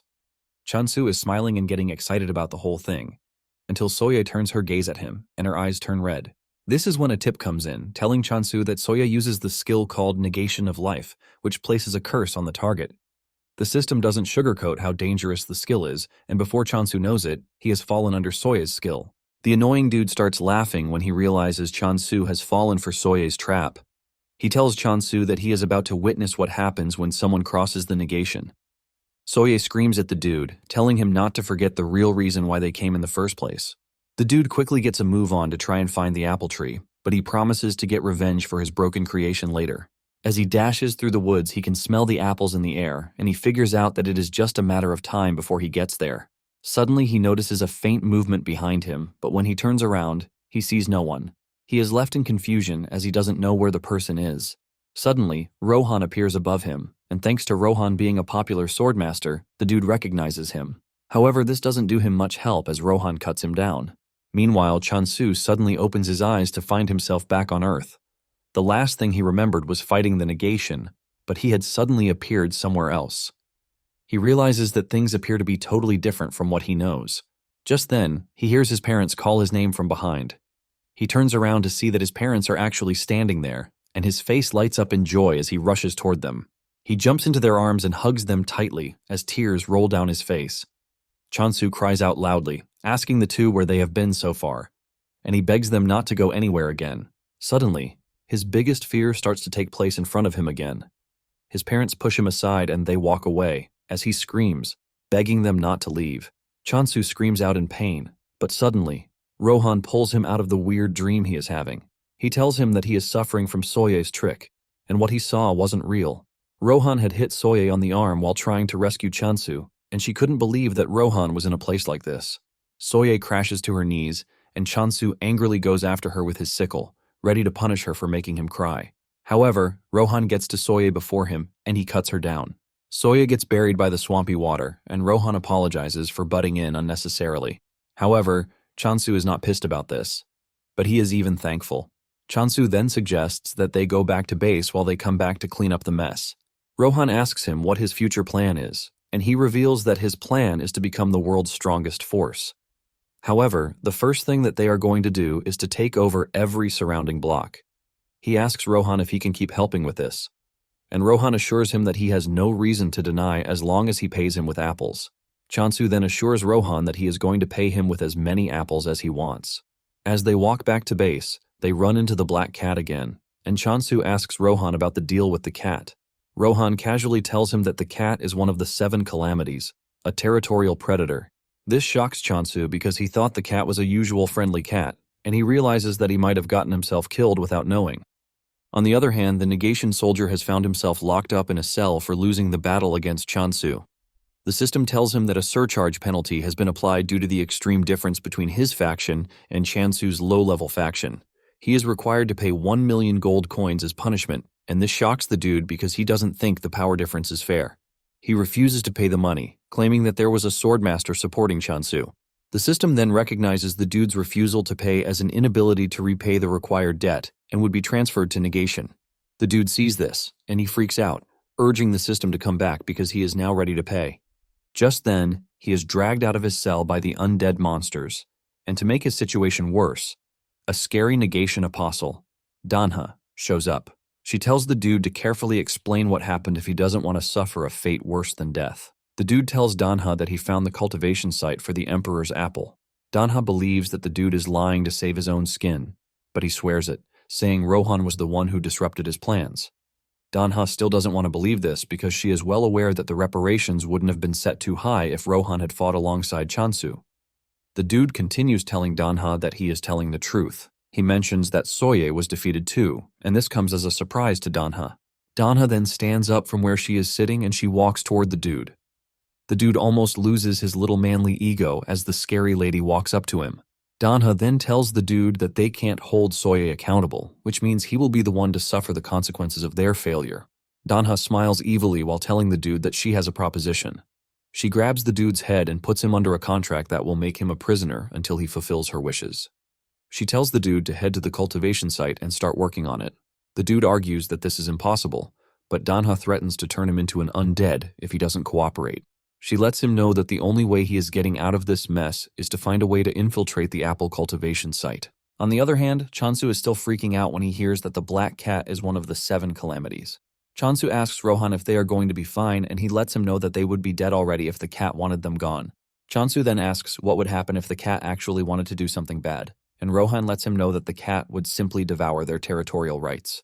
Chansu panics when he hears this because he doesn't even think territorial rights are something that can be eaten. Chansu rushes to check the system, and he realizes that it can actually be eaten, but he is glad that the cat has not decided to eat it yet. Chansu then demands to know why the cat is there, and Rohan reveals that the cat is there for catnip. This leaves Chansu surprised again because the monster is not a real cat, which begs the question of why it is going after catnip.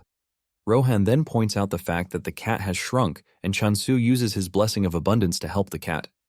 The cat rolls around on its back, urging Chansu to touch it, and when he does, he realizes that it is different from touching Homstol because the cat is big and fluffy. Nonetheless, Rohan doesn't want to get carried away because he knows the cat is pretty dangerous and might easily end him if it wants to. Just then, it dawns on Chansu that the cat has been with them for a while, and it would be nice if it had a name. After so much deliberation on what to name the cat, Chansu finally settles for Night Sky. The cat stares at Chansu, demanding to know why he picked Night Sky, and Chansu mentions the cat's attributes that made him choose the name. Suddenly, Chansu gets the notification that he has won the war and he has been given a compensation of 1 billion. Chansu is still celebrating this when he gets another notification, telling him that Negation has requested negotiations.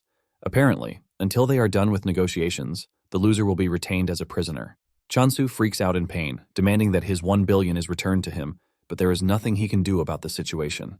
Later that night, Chansu makes a vow to the goddess while she is sleeping, assuring her that he is going to make abundance the greatest power in the world because thanks to her, his life has gotten much better.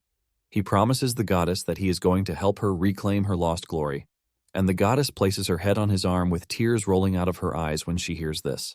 Later on, Chansu scolds Rohan that the only thing he has been eating is apples. He lets him know that he is supposed to be eating other foods so as to maintain a balanced diet, but Rohan doesn't really care. Even during all the lectures and whatnot, Rohan assumes that Chansu is just trying to steal his apple. Chansu is forced to leave the matter because he realizes that Rohan is a swordmaster and he can take care of himself. After he is done with Rohan, he walks over to the goddess and her servants. He chose to speak casually to the goddess because he is still trying to hide her identity from Rohan. The goddess's subordinates freak out when they hear this, and they start yelling at Chansu even though he can't hear them. They believe that he is acting all cool thanks to the fact that he has been earning points for them. While the others are freaking out, the pig is the first to figure out that Chansu is probably doing that to protect the goddess, since Rohan doesn't know the goddess's real identity. Just like kids, a brief battle ensues between the pig and the chick, all because of talking to the goddess casually. Shortly afterward, Chansu prepares to leave the temple again, and he assures the goddess that he is not going to stay long. Rohan then tells him that the flow of time in each world is different. In fact, there are differences between Earth and where it is. Because of this, Rohan advises Chansu not to rush too much. Just when he is about to leave, Chansu tells Hamstal that he can come with him because he has gotten a pouch specifically designed to hold him. Hamstal excitedly jumps into the pouch as he joins Chansu on a journey to expand the territory. Thankfully, Chansu has placed a door on the exits for easy access, and with this, he has no need for a travel pass. He steps through the door to find Hasujin already waiting for him. Hasujin freaks out when she realizes that Rohan is still with Chansu, and he lets her know that they have agreed to stay together for the time being. Hasujin holds her head in frustration, saying she was already suspecting, but she didn't know Chansu would go through with it. She then asks him where the cat came from. Chansu lets her know that it was the cat who found its way to him, and he also tells her the cat's name. Hasujin is impressed to hear this as she talks about how smart the cat is. Deep down, Chansu is pleased that Night Sky is smart enough to know that eating the territorial rights means no more apples, hence no catnip. Hasujin then tells Chansu that smart monsters sell for a whole lot of money on the market, but Chansu lets her know that this might be a problem. Hasujin suggests that he install a dungeon to make things easy for him because monsters naturally gather in dungeons. Chansu thinks about it for a bit and realizes that Hasujin is right, and the dungeons might come in handy later. However, Chansu lets Hasujin know that there might be a bit of difficulty because Night Sky came from another block, which he doesn't even know. Hasujin gets more curious, asking if Night Sky is a human who turned into a cat. But Chansu lets her know that Rohan claims that Night Sky is a territory devourer. Hasujin is forced to say this out loud, and Chansu confirms it. Hamstal almost dies out of fear when it hears this. Chansu then adds that Night Sky is actually one of the 7 calamities. Hamstal's spirit immediately leaves his body when it hears this, and Hasujin tries to play it cool. She smiles, and then suddenly grabs Chansu before leaping away from the area. With tears in her eyes, she asks Chansu why he has one of the 7 calamities in his territory. Apparently, there are reports that the calamities can devour not just territorial rights but entire blocks. She demands to know why Night Sky would come, and Chansu says there is a possibility that it came because of catnip. Hasujin doesn't want to believe that Night Sky settled for only catnip when it is not even a real cat. Chansu confesses that he doesn't know either, but he gave some really dumb explanation about why Night Sky might prefer to have the catnip rather than destroy the territory. Hasujin agrees with him but lets him know that they can't say for sure since it is all guesswork. Chansu also knows this, but he believes that he has no choice, since he is the chosen one. Hasujin then asks him if everything is going to be fine because she would hate to come around one day, only to find everything in chaos. Chansu believes that Night Sky might actually protect the block, since cats are territorial creatures. Suddenly, Chansu sees Night Sky trying to eat Hamstal, and he rushes over to stop it. Chansu grabs Hamstal away, telling Night Sky that it is not food. Night Sky just gives Chansu the side-eye, and Chansu asks Rohan why he didn't do anything when he was there. Rohan claims that he was going to stop it if something had happened, but Chansu points out that Hamstal almost got eaten. Hasujin then suggests that they handle everything carefully before the two get used to each other. Hasujin then reveals that there is something Chansu needs to know. Apparently there is a scammer who is claiming ownership of the Emperor's apple. Chansu doesn't really take this seriously, and Hasujin lets him know that the dude is claiming that he is the Apostle of Abundance, which means he has a right to the apple. Chansu is shocked when he hears this, and Hasujin adds that the dude brought an apple to prove he's an apostle, but it turned out to be a knockoff. In fact, he brought a fake contract, but everything has been cleared out. Just then, Haesujin notices that Chansu is acting weird and she asks him what the problem is. Chansu is pissed to find out that there is another apostle aside from him, and he hasn't shown up from the start. To make it worse, he is now claiming ownership, calling himself the Apostle of Abundance. With a stern voice, Chansu tells Haesujin that they need to find the dude. Haesujin is surprised as to why he wants to find him, and Chansu lets Haesujin know that he is actually the Apostle of Abundance. Haesujin freaks out when she hears this, since she wasn't expecting it. Chansu tells Haesujin to put a bounty on the dude, and in fact, he is ready to pay extra for the artifact. Apparently, if the dude is captured alive, Chansu is willing to pay 100 apples as a reward. Even Rohan gets tickled when he hears the reward that is being offered. Meanwhile, somewhere in Negation's back alley, there is a dude in a hoodie thinking about how he wants to convince Rohan and Chansu. He walks into a shop, and the light comes down on his face to show that it is the Negation soldier, Kim Yunhook. Apparently, he is a regular customer at the shop, but the shop owner already knows that he is a broke ass. Yunhook gives the shop owner a list of things that he wants, and in exchange for them, he is forced to give out the last prized stone that he has.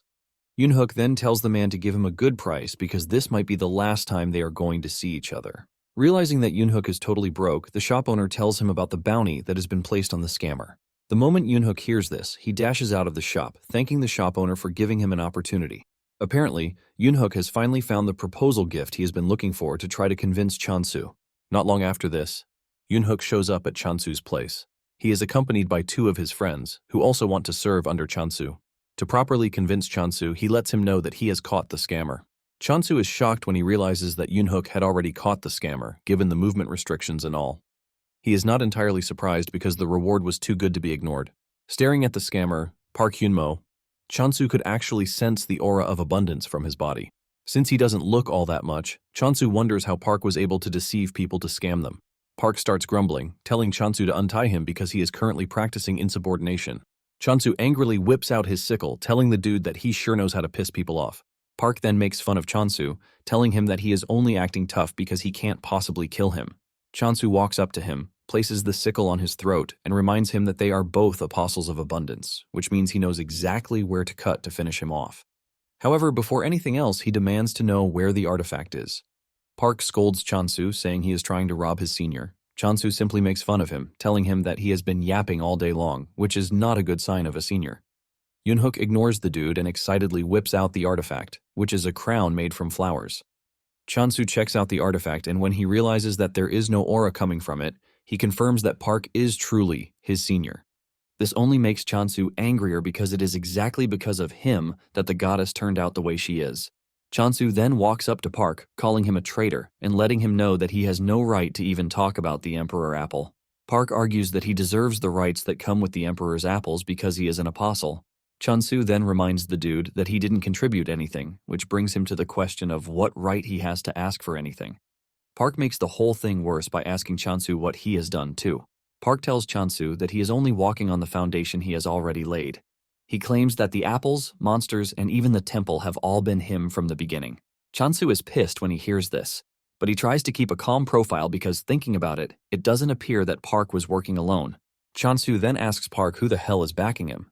Chansu mentions that it is his job to protect and care for his god, but he abandoned her. To do this, Chansu believes that the dude has something he relied on. Park replies that there is nothing like that because he was only trying to survive, and he ended up driven into a trash place. Chansu then raises his sword to decapitate him, since he doesn't have anything good to say. Realizing that Chansu might actually go through with it, Park screams out in pain, talking about how he didn't have a choice. He claims that he was just a normal human who had never swung a sickle before in his life. Chansu is tired of hearing his BS, and he tells him to just go ahead and tell him who is backing him. Park replies that he doesn't know because they only promised to give him money for life, and he followed. However, he got tricked, and the money never came. Chansu is surprised to hear this because the dude is basically useless at this point. Park starts begging, telling Chansu to forgive him because he would not do such a thing again. However, Chansu lets him know that it is already too late, and he hits him on the head to knock him out. Chansu wants to kill him, but he still can't imagine himself hurting a real person, even though it is a game world. Suddenly, he gets an invite from the god of Negation, asking him to convert because if he becomes his apostle, he can easily kill Park. Chansu cannot believe that Negation is stalking him. Chansu then asks what would happen if he killed Park, who is in the same faction as him, and Yunhook tells him that it is a taboo and might get excommunicated. Negation then uses this opportunity to start disturbing Chansu with more offers, but Chansu rejects everything. Negation is so desperate that it even suggests that Chansu take a month's break. Chansu is forced to scream out that he is not interested. Chansu then figures out that Negation is connected to him somehow, which is why he is able to send messages to him the way he wants. Since Yoonhook is begging to be hired, Chansu gives him his first task, which is watching over Park. Not long after this, Chansu returns to the temple with the artifact of abundance. Chansu lets the goddess know that he is there to return what originally belongs to her, and the goddess doesn't want to take it. However, Chansu lets her know that she can, because he is doing fine even without the artifact. The goddess finally takes it, and this emits a bright light that leads to a divine transformation. Chansu watches in shock as the goddess transforms from the plant form into a young girl. Her subordinates jump up in joy because the goddess has finally gained her powers. Chansu is shocked when he sees this because he didn't believe that he was standing right in front of the goddess. Chansu smiles because he never thought he would see this day. Just then, the goddess appoints Chansu as the chief apostle, which gives him the power to manage other apostles. Chansu is surprised because he didn't know that a function like this actually existed. Chansu immediately makes the decision on Park, since he can't kill him. Chansu wastes no time demoting Park to a servant, ultimately stripping him of his apostle title. The goddess is left in shock, and so are her subordinates. This is also when it dawns on Chansu that the title of chief apostle is gone. He notices the goddess's reaction, and he realizes that the goddess must have really cared, but he somehow messed things up. Just then, the goddess starts transforming back into her plant form. Chansu kneels in front of the goddess, apologizing to her, but he lets her know that it is not advisable to keep a traitor in their midst. Chansu then assures the goddess that he is going to grow their influence further, so she has nothing to worry about. The goddess is happy to hear this, and she grants another skill option for Chansu. He gets the option to pick between the communication skill and the health abundance skill. Chansu is surprised to see this because the goddess is basically overworking herself at this point. Nonetheless, he decides to check it out. Meanwhile, the chick is pretty mad that Chansu is excommunicating people when they barely have any apostles. Thankfully, the pig is there to hold it down. The chick stares at Chansu, hoping that he will pick the communication skill so that they can avoid situations like the one that just happened. To their dismay, Chansu picks the healthy abundance option even though he has no idea what the skill does. He just assumes that it is a passive skill that makes one healthier as they eat food blessed with abundance. The goddess and her subordinates break down in tears because they believe it is finally the end, since Chansu doesn't look like someone who is ready to select the communication skill. They are still troubled about this when the goddess finally transforms back into her plant form. Seeing this, Chansu has no choice but to hope that the healthy abundance helps in a lot of ways. Later on, those who have been scammed by Park all receive a free Emperor apple from Chansu through the circulation company. They are all informed to be wary of next time because the Emperor apple only comes via the circulation company. One mother cuts out a slice and hands it to her son. Upon tasting the apple, the son freaks out because of how delicious it is, and he ends up using the F word. His mother believes that he is overreacting, but when she has a taste too, she has no choice but to use the F word. The woman decides that she has no choice but to brag about how good the apple is.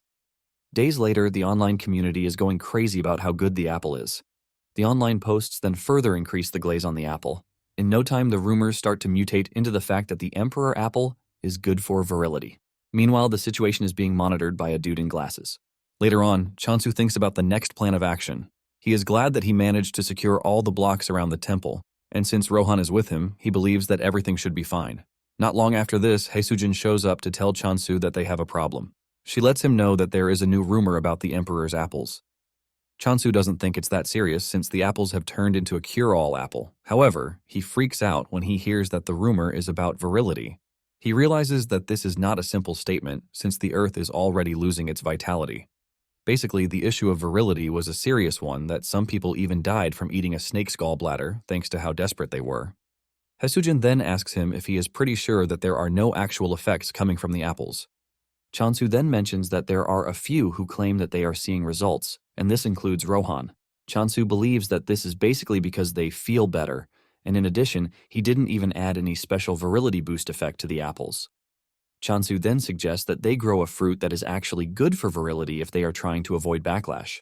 Haesujin agrees with him, saying this is a good idea. They obviously do not need marketing for it again because it has publicized itself already.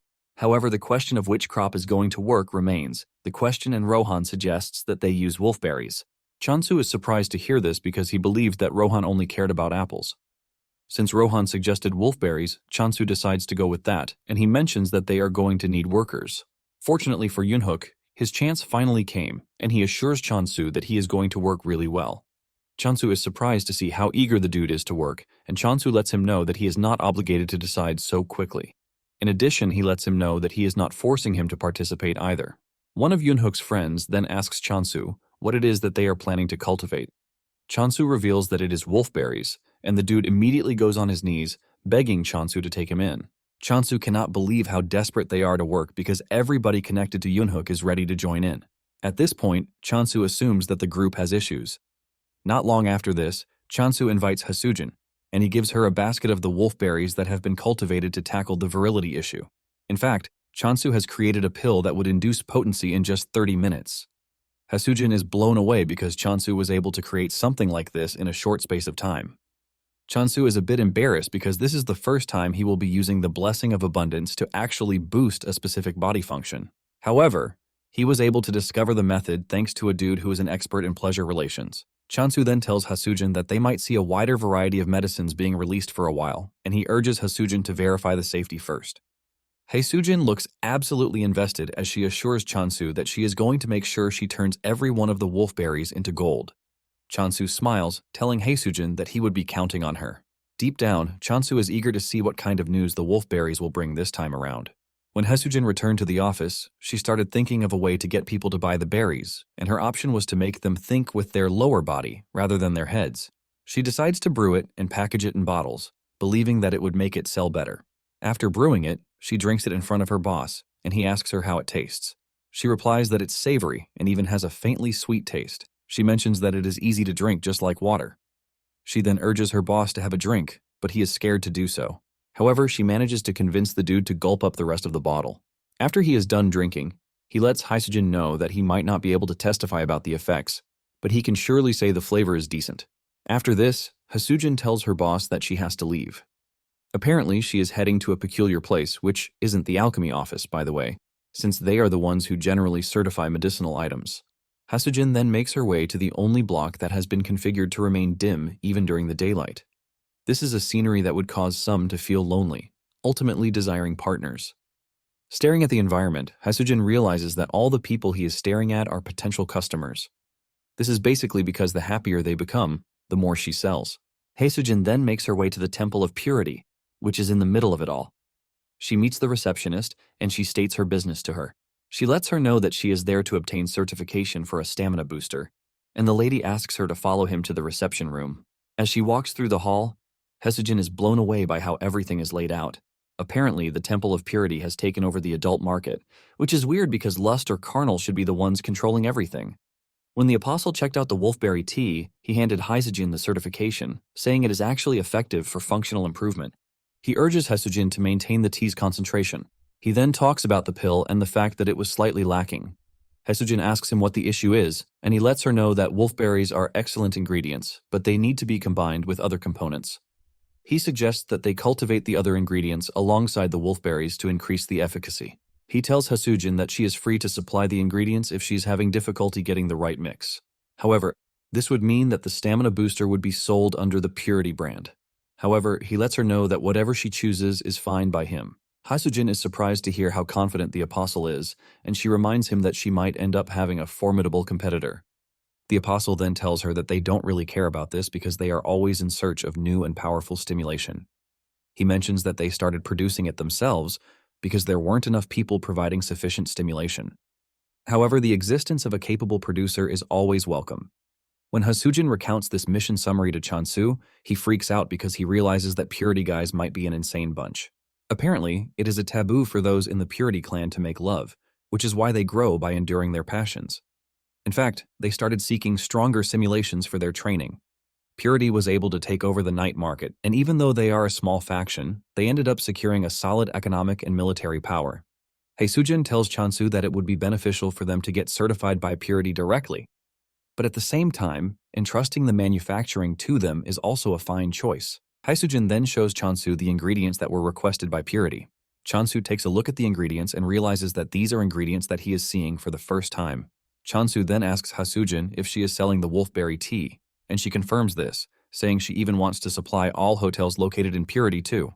Since they have achieved their goal, Chansu suggests that they develop the stamina booster slowly. Chansu believes that everything has come to a calm state until he gets a visit from the Legend of Purity. This is a man who has not engaged in pleasure since the age of 40. This man is Park Hang-yeol, the Archmage of Purity. Apparently, he has come to see Chansu because he claims that he is on the verge of losing his manhood function, and if he loses it, he is going to be expelled from Purity. Chansu freaks out when he finds out that the chances of recovery are pretty low.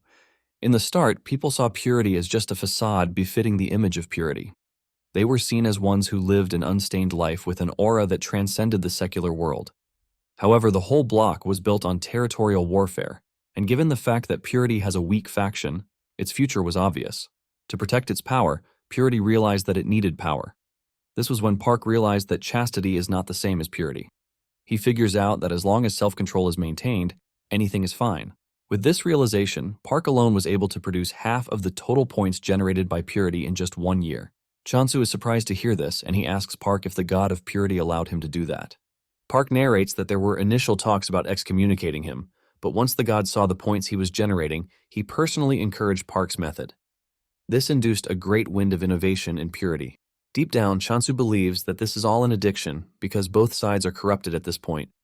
Apparently, the greater the temptation one endures, the faster their spirit grows. In no time, the skill grew so much that even before impulses arose, the temptation had disappeared. Since the duty of Purity is to suppress pleasure impulses and maintain integrity, Park knows he is going to lose his qualifications if the root itself disappears. Because of this, Park holds Chansu's hand, begging him to help him out, because there seems to be hope in the wolf berries. Chansu is left in confusion because he doesn't think he has what it takes to defeat a skill that has been honed for over 30 years. Park then tells him that it is not an immediate problem, so he begs him to focus on product development. Park brings out an envelope and he hands it to Chansu. He lets him know that he is ready to support his research with everything. Chansu opens the envelope and almost passes out in shock because of the high amount of money that Park is willing to give him as a reward if he succeeds. Because of how high the reward is, Chansu has no choice but to accept the task. Meanwhile, one of the first generations of the Purity Apostles calls a meeting with his colleagues. Apparently, they want to start building plans on how to maintain purity itself. It has come to their attention that Abundance has created a stamina booster. They have also verified its effectiveness, and judging from consumer reactions, they believe that stronger versions wouldn't be impossible. Apparently, the food division of alchemy is furious because of the berry tea. This is because some are already choosing the tea over what alchemy has been selling. The apostles are surprised that the grand alchemist Unsu brushed this matter aside. One of them then mentions that Unsu's friend, Rohan, has taken the Apostle of Abundance under his wings. They start thinking of the next thing, and one suggests that they approach Chansu with a good offer. Another mentions that they actually know his block's location, but going directly will definitely not work. He points out that Park, who is now with Chansu, would just detect them and chase them out. One of them immediately comes up with a suggestion. He tells his colleagues that they need to ally themselves with alchemy and draw out Chansu. Once Chansu is left alone, they kick their plan into motion. Back at Chansu's territory, he tells Yunhook to follow him because he has something to tell him. Just then, Yunhook spots his defeated creation, Heracles, in the distance. He rushes over to hug the headless creature because he didn't think he would ever see it again. Apparently, Chansu restored it because he figured out that Yunhook would resent him if he allowed Heracles to rot. Since Chansu and Yunhook will be working together, he figures out that it would be better if he raises his affection level. Chansu then asks Yunhook if he doesn't mind that the Heracles is missing its head, and Yunhook says no because the job he needs it for is simple labor. In fact, with Heracles by his side, he is confident that his labor output will increase by 17 times. Chansu then points out the skeleton soldiers too, but Yunhook is not convinced that the skeleton soldiers would be of much help. However, Chansu urges Yunhook to teach them because they might get better at it. Yunhook reluctantly agrees to this, but says they have to, or else they are just going to get in the way. Chansu is actually impressed that Yunhook can handle the skeleton soldiers, and he considers him an affectionate person. Suddenly, Chansu hears a scream in the distance, and when he looks around, he sees Park chasing around the hard worker. Apparently, Park believes that the dude is the perfect person to inherit his legacy, but the dude says he is not interested because he would like to get married and live happily ever after. The dude hides behind Chansu for safety, and Chansu urges Park not to push the dude too hard. Park then asks Chansu if he is interested in inheriting his legacy, but Chansu outrightly refuses. Chansu then whips out the new pills that he just finished, and he tells Park to try them out. Park tastes the two and mentions that they both fall under 32 and 33 points, respectively. This is pretty low because their target point is at least 90. However, Park tells Chansu to hold his head high because an ordinary man would have turned into a beast just by taking the pills. Chansu then asks why he hasn't been able to reach 40 points. Park lets him know that the caster's mental state affects blessings. He mentions that sometimes empathy comes before problem solving. Park then decides to show him what he means. He reaches his lower body, and Chansu freaks out, believing that he wants to bring out his schlong. However, Park whips out an adult book, telling Chansu that he is the only one he can show. At this point, Chansu believes that the dude is crazy. Chansu is still trying to pull himself together when Haesujin shows up, bringing news as usual. With excitement on her face, she tells Chansu that Alchemy has sent a dungeon subjugation request to Chansu.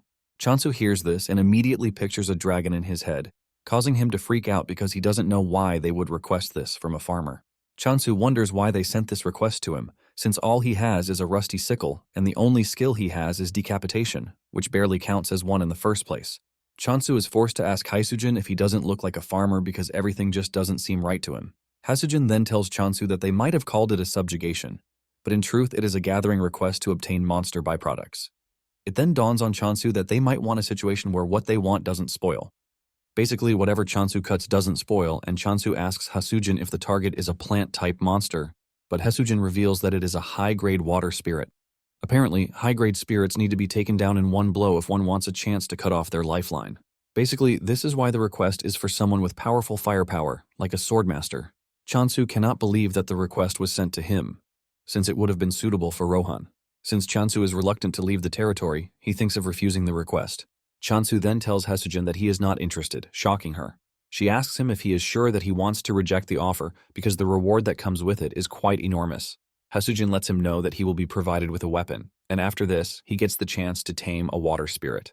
The moment Chansu hears this, he automatically becomes interested, since a water spirit is a dream item for every farmer. Haesujin then tells Chansu that it would be better if he accepts because they are currently on alchemy's bad side. Chansu then remembers that Haesujin mentioned the wolfberry tea being overshadowing alchemy's products. Haesujin confirms this, saying the request is just an excuse to clear up a misunderstanding. Haesujin then asks Chansu if there is any other reason why he is hesitating, and he reveals that he doesn't want to leave his block defenseless. Haesujin understands his plight, and she suggests that Chansu finish up the temple first. Haesujin mentions that they also received construction materials through alchemy. In addition, it appears that temples have a protective function. Chansu is surprised to hear this, and Haesujin lets him know that the temple is not treated as a strategic resource for nothing. Some days later, Chansu completes the temple, and the goddess reflects on the events that have happened in the past days. She believes that Chansu is finally making the decision to focus on internal affairs. She also wishes that Chansu would just obtain the communication skills to make everything perfect. Suddenly, the skill, the last bastion, activates in the temple, shocking the goddess and her subordinates because this is a wartime defense skill. It turns out that Chansu is testing out the temple's defenses by asking Rohan to strike it. Fortunately, the defense happens to be solid because it even blocked Rohan's strikes. Once this is settled, Chansu tells Haesujin that he can finally leave. However, he forgets to tell the goddess, but he believes that nothing would happen, since he is not staying long. Moments later, they arrive at the alchemy headquarters, and the journey was quite fast, thanks to the fact that they installed gates on their paths. Once Haesujin drops Chansu and Rohan off at the headquarters, she leaves. Chansu meets the receptionist, who tells him that they have been waiting for him. She hands Chansu a box containing the weapon they promised him, and she lets him know that he is free to exchange it for another if he doesn't like it. Chansu ends up handing over the box to Rohan for safekeeping in exchange for 2 apples. The lady then tells Chansu that he would have to cast a blessing on the potion used to tame the water spirit. She lets him know that she also can use their own blessing because his own blessing of abundance might fail. She asks Chansu what option he is going to choose, and since there is no record of what would happen if he uses his blessing, Chansu decides to use his own blessing. The lady then tells Chansu to follow her to the dungeon so he can hear the rest of the explanation as they go. Moments later, they arrive at the dungeon, and the lady lets Chansu know that everything has been set up already. Apparently, they are in a hunting ground for ordinary water spirits, and if he lights incense, they are going to come running to him, giving him the chance to hunt as many as he likes. However, he is required to defeat the boss, but the byproducts will belong to alchemy. Since the boss is in a separate location, the lady tells Chansu to let her know when he is ready. For the first thing, she tells him to cast his blessing on the taming potion. Chansu then casts his blessing on the potion, leaving a bright light as he pours in his blessing. Since he can cast as many as he wants, Chansu continues casting his blessing into the potion, and before he knows it, he has achieved 500,000 points, ultimately turning the blue potion into green. The lady confesses that this is the first time she has seen such a reaction. Curious, she rushes over to bring a water spirit. She throws the water spirit at Chansu, telling him to throw the potion at the water spirit. The potion hits the spirit midway, and the water spirit starts to absorb it. This leaves them wondering if it actually happened. Suddenly, the water spirit starts to puke, leaving Chansu to believe that his compatibility rate is bad. Chansu is thinking of what to do when a horde of water spirits rushes into the room, shocking the alchemy lady because they have not even released the bait yet. The lady immediately whips out her book to take notes because this is the first time something like this has happened. Suddenly, the first water spirit starts consuming its colleagues, further contributing to the list of things that the lady has not seen before. She asks Chansu if he took some weird medicine, but Chansu promises that he didn't. The lady then mentions that the spirit might be suffering from an overdose because it appears that the abundance blessing is acting as a lure. In no time, the first spirit absorbs the others, and suddenly, the boss appears in the room, which is weird because lures are not supposed to work on bosses. Chansu immediately gets on the defensive because he has come face to face with the target of the quest, a high-grade spirit.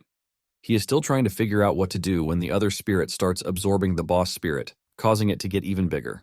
The lady crashes to her knees because she can't believe that the boss just got eaten right in her presence. Even Chansu holds his head in frustration, wondering why they asked a farmer to clear a dungeon. To make it worse, the spirit's puking got even worse. Chansu tries to comfort the spirit, telling it that it is not its fault because he is the one who should have thought twice before throwing the medicine at it. Chansu places his hand on the spirit, urging it to let it all out because it would definitely feel better. Chansu also decides to stabilize the energy that is rampaging inside the spirit. After letting off a lot of liquid, the spirit ends up getting smaller. Chansu is about to say it is cute when it spits on his face. Just then, the water spirit transforms into an orb and sits gently on Chansu's hand. The lady alchemist then congratulates Chansu, telling him that he has successfully tamed a water spirit. However, she lets him know that she breached the contract by not securing the high-grade water spirit. Just then, she lets him know the two things he has to say if anyone tries to pin this logic on him. The first thing he's going to say is that the medicine provided by alchemy caused the whole mess, and secondly, he will be handing over the rights to the water that came out of the spirit. Chansu is surprised that they are interested in the vomit, but he really doesn't mind. The lady lets Chansu know that the spirit will wake up once it regains its spirit. However, she warns him that it might look different than usual, but she urges him not to be scared or shocked. Suddenly, a dude from the food department rushes into the room, declaring the whole raid a failure. Since Chansu is said to have failed, he mentions that Chansu would have to pay a penalty fee. Chansu immediately follows the lady's advice, and he mentions that the medicine provided by alchemy was what caused the mess. The dude argues that Chansu was the one who used it wrongly. He declares that they are going to be confiscating the water spirit and the weapon provided. Just then, Rohan throws his sword at the guy, but misses by an inch, thanks to Unsu showing up to drag him out of harm's way. The dude's eyes flash before his eyes, and Rohan mentions how pissed he is that he is making a mess of everything. Yunsu tells Rohan that he should resort to greetings instead of violence, since they have not even seen each other in ages. Yunsu then urges the dude to leave because he has no right to be there, or else he wants to lose his dispatcher qualifications and get buried in lawsuits. The dude immediately apologizes for causing a ruckus, and he leaves. Yunsu then walks up to Chansu to introduce himself to the dude. He apologizes that things got heated up on their first meeting, and he suggests that they wrap up business first.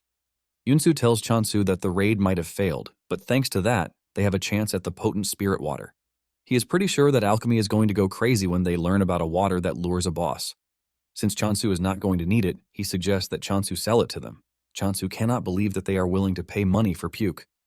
Yunsu lets him know that they are going to mark the raid a success if he sells it, but if he doesn't, they are not going to. Unsu has not even finished saying this when Chansu agrees to sell it. After this, Yunsu lets Chansu know that they have equipment that can make life easy for him without having prior knowledge about alchemy. Chansu has no issue with this, but he is more concerned with making medicine. He is scared that this might cause a conflict of interest like the tea. Unsu smiles, telling Chansu that they will always welcome a competitor, as long as they are competent. On their way out of the headquarters, Chansu reveals that he is not Rohan's disciple. Chansu then asks Unsu if he is cool with Rohan. Unsu is confused by this, and Chansu reminds him that Rohan threw a sword at him because of him. Unsu smiles, telling Chansu that this is nothing, because Rohan probably doesn't even care. Chansu then tells Yunsu that Rohan is obsessed with apples. He wants to know if there is anything that can be done, but Yunsu tells him to give up because there is no way to convince Rohan. Just then, a driver pulls up beside them, telling Chansu that he is there to escort him. leaving Chansu confused. Apparently, Purity was the one who sent the dude to pick Chansu. On their way to Purity headquarters, Chansu is surprised that Purity would even ask to see him.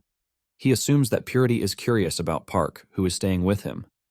Upon arriving at Purity, Chansu is surprised to see that it is dark, just like Hasujin mentioned. Chansu steps out of the vehicle, and he is blown away by how massive and beautiful the Purity Temple is. He admits that it is different from the others, and the driver urges him to follow him so he can escort him to the reception room. Moments later, Chansu and Rohan arrive at the room where the elders are waiting.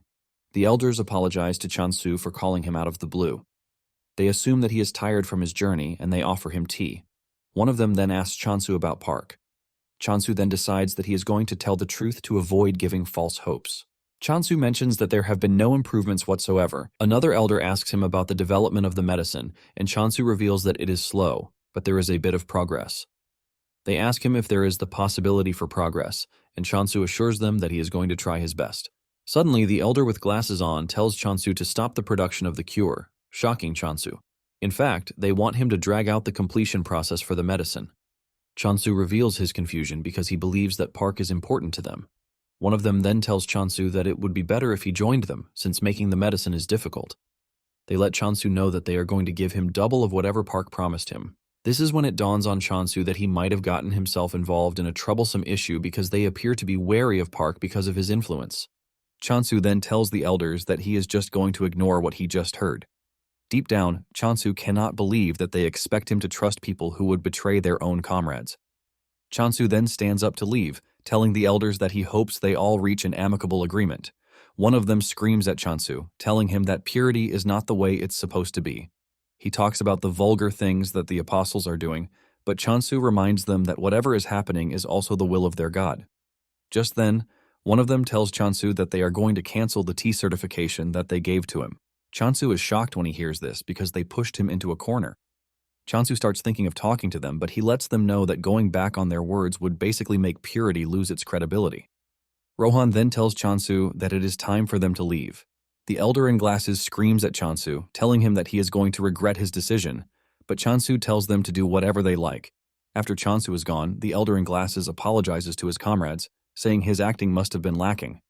However, they let him know that he tried his best because they all chose this plan, since direct harm is not allowed. Since their third method is a failure, the group decides to move to Plan 4. With no one in objection, they all decide to go ahead with the plan, since they are all aiming to achieve their target. Apparently, they are going to make Chansu lose focus on creating the vitality potion by diverting his focus to other things. In short, they are planning to make Chansu a hero. Not long after this, Chansu returns to the territory and the goddess rushes over to hug him. The others are also happy to see him, and they just wish he would get the communication skill quickly so that everything can become easy. Park then asks Chansu if he had a safe trip, and Chansu lets him know that he did, thanks to him protecting the block. Chansu then tells Park that he has something to tell him, and this is the fact that the elders are betraying him. Park doesn't want to believe this because he believes that the elders are just having a minor feud. But when Chansu tells him that the elders already instructed him to stop making the vitality potion, Park almost shatters into pieces. Park apologizes for this and tells Chansu that he will leave to sort everything, but Rohan tells him that it would be better not to go. Chansu mentions that after talking with Rohan, they have figured out that the elders are just trying to delay the development of the vitality potion. Chansu says it appears that the elders have no trick up their sleeve, but he doesn't know what it is yet. Park then says the elders care about their bodies and would not do something that is dangerous. He believes that the elders might just call Chansu to apologize, but Chansu doubts this because the elders are really proud. Park then asks Chansu what he plans to do, and Chansu reveals his plan to speed up the development of the vitality potion. Suddenly, a bright light starts shining from under Chansu's lower body. Park immediately assumes the worst, but Chansu quickly whips out the source of the light, which is the water spirit orb. Apparently, the water spirit is waking up from its sleep, and when the goddess sees this, she starts wondering what her apostles have gone ahead and done again. Just then, the water spirit emerges and jumps on the ground. To Chansu's surprise, it is not what he expected because it turned out to be a slime. Meanwhile, the Purity Elders' 4-stage plan is basically to conciliate, threaten, stall for time, and then make Chansu a hero. Chansu freezes up as he tries to understand why the water spirit is a slime. Even Park is surprised because he has never heard of a water spirit being a slime. Chansu then gets close to the slime to touch it, only for the slime to whip out its squishy hands, shocking Chansu. Nonetheless, Chansu figures out that the spirit can understand them. Park then congratulates Chansu, saying it is hard to tame spirits. Just as expected, the goddess's subordinates start screaming at the slime to greet the goddess, since it is the latest addition to the team. Chansu then introduces the slime to the rest of the team, and it dawns on him that the slime doesn't have a name yet. As usual, Rohan comes up with one of his weird suggestions. He tells Chansu that they should name the slime Wadit, but Chansu immediately rejects the idea, and he decides to name the slime Spring. Park is pleased with the name, and he asks Chansu if it has any meaning. Chansu reveals that he took the name from the spring season when plants grow fresh and lively. After he is done naming the slime, he suggests that they see what the slime can do. Just then, he notices that everyone on the team is hungry, and he decides to make food first. He tells Park to stay around because it is dinner time already, assuring him that he is going to prepare something delicious. In no time, Chansu gets down to preparations, and Park asks him what he is planning to make. Chansu replies that Park will find out very soon. When Chansu needs help with the apple, he throws it to Rohan, who slices it into tiny bits with his sword. Park cannot believe what he just witnessed because he never thought a sword could be used this way. Not long after this, Chansu finishes preparing the food. He made potato noodle pasta, potato pancakes, candy, braised, and a special apple pie for Rohan only. Park takes a bite of his dish and declares that it is very delicious. Park declares that he regrets not eating with Chansu all this time. Chansu lets him know that there is still plenty, so he urges Park to take his time. In fact, Chansu wishes Rohan could eat what they are eating too, but he is busy with his apple pie. Chansu then tries to feed Spring with his blessing, but Spring wants food, not blessings. Chansu then throws him an apple first, and Spring absorbs the apple in no time. Spring enjoys the apple so much that it starts blushing. Chansu lets Spring know that there is a lot, so he can always eat as much as he wants. Not long after this, Chansu visits the other block, and Yoonhook runs over to tell Chansu that they just created a path so that he can easily cross over to the other block. Because of this, their efficiency has also increased. In fact, Hercules is working really hard, and everybody on the farm is trying their best. Chansu cannot believe how enthusiastic the bunch are even though they are prisoners. Yoonhook notices the slime, and Chansu introduces it to Yoonhook. Yoonhook and the others are shocked that Chansu has managed to tame a water spirit. Chansu commends Yoonhook's work so far and suggests that they take a break so that they can see Spring's abilities. Chansu then tells Spring to show them its abilities.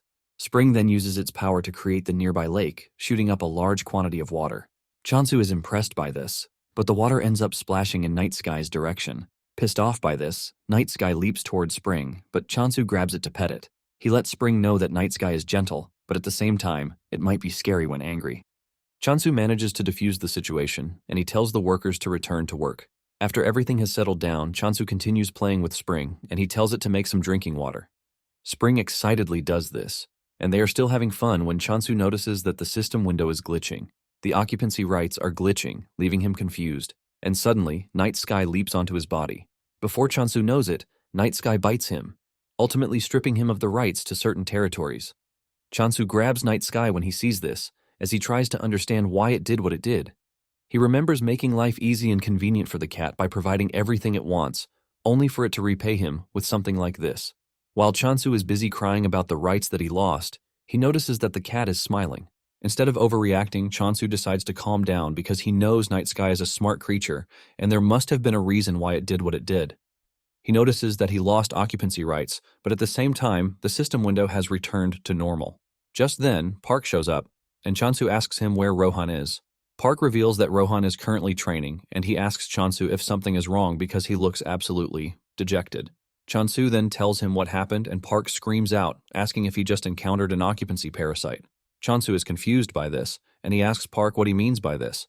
He asks Chansu if he has been doing a closed-door training somewhere because he expects him to know everything. Park then explains that if a block gets infected, the moment one buys the occupancy rights to the block, the buyer also gets infected. If the infected buyer buys a right to another block, the new block also gets infected. If this process continues like that, it basically ends in total ruin. Park mentions that the infection multiplies infinitely and even stays hidden, which is why it is hard to notice if one is hidden. Park lets him know that by the time the infected knows what is happening, the infection will be complete. Chansu then asks Park what happens when a block is overtaken by the parasite, and Park reveals that the block loses its functions. Basically, buffs and debuffs disappear, and entrances get blocked. Park lets Chansu know that the blocks he has owned before would also get infected, and he urges Chansu to be careful. Chansu looks through his possessions and realizes that he still has 90 occupancy rights, which means Night Sky only ate the 10 affected rights. Chansu is glad to hear this because he is pretty sure that Night Sky would never have done that without a reason. Chansu walks up to Night Sky and provides more blessings for its home, thanking it. Nonetheless, Chansu is sad that all the blocks connected to the city are gone when he finally manages to open a path. Chansu then remembers that when he bought the occupancy rights near the city, there were other factions. Chansu then asks Park if there is an insecticide or something for the bug because he wants to know how they have dealt with the issue till that moment. Park mentions that there might be a solution, but there has not been a certain solution. Chansu then notices that Hamstol is disturbing him, and he shuns it off. Suddenly, he realizes that there must be a reason, and it suddenly dawns on him that the goddess might be the reason. Meanwhile, the goddess is currently missing Chansu because he has not been focusing on the goddess for a while. Her subordinates are comforting her when a black portal suddenly opens in the sky. A voice emerges from the portal talking about how he smells something nice that he would like to have. The goddess and her subordinates threaten the monster, telling it to leave or else it will regret it. The bird and the pig then charge toward the monster, and the goddess tries telling them to stay back because it is too much for them to handle by themselves. While charging toward the monster, the two imagine themselves transforming into their scary battle form. The two kick the monster, but they end up getting knocked down. Just when the goddess is about to sacrifice the points that Chansu has worked for, Rohan shows up to one-shot the monster. After destroying the monster, Rohan bows to the goddess, and she is surprised to see Rohan bowing to her. Rohan even sits with them, and he brings out an apple for them to eat. The chick and the pig wasted no time consuming the food. The goddess finally concludes that Rohan is a good person, since he is Chansu's friend. Just then, Chansu comes rushing over, and with fear written all over him, he asks if anything happened. The chick wastes no time insulting him for leaving them alone. When Chansu heard that Rohan helped them, he bows to him, thanking him for saving them. Rohan then mentions that it was an occupancy parasite that showed up, but he cut it down already. However, Chansu lets Rohan know that he has not finished off the parasite, and this is just the beginning of their problems because the parasites will keep appearing from that moment on. Rohan is still munching on his apple, but when he hears this, his appetite vanishes. Well guys, that's the end of the video. If you like this video, comment next part in the comment section. Also subscribe to the channel, hit the bell, and like the video. Thank you for watching and see you next time again.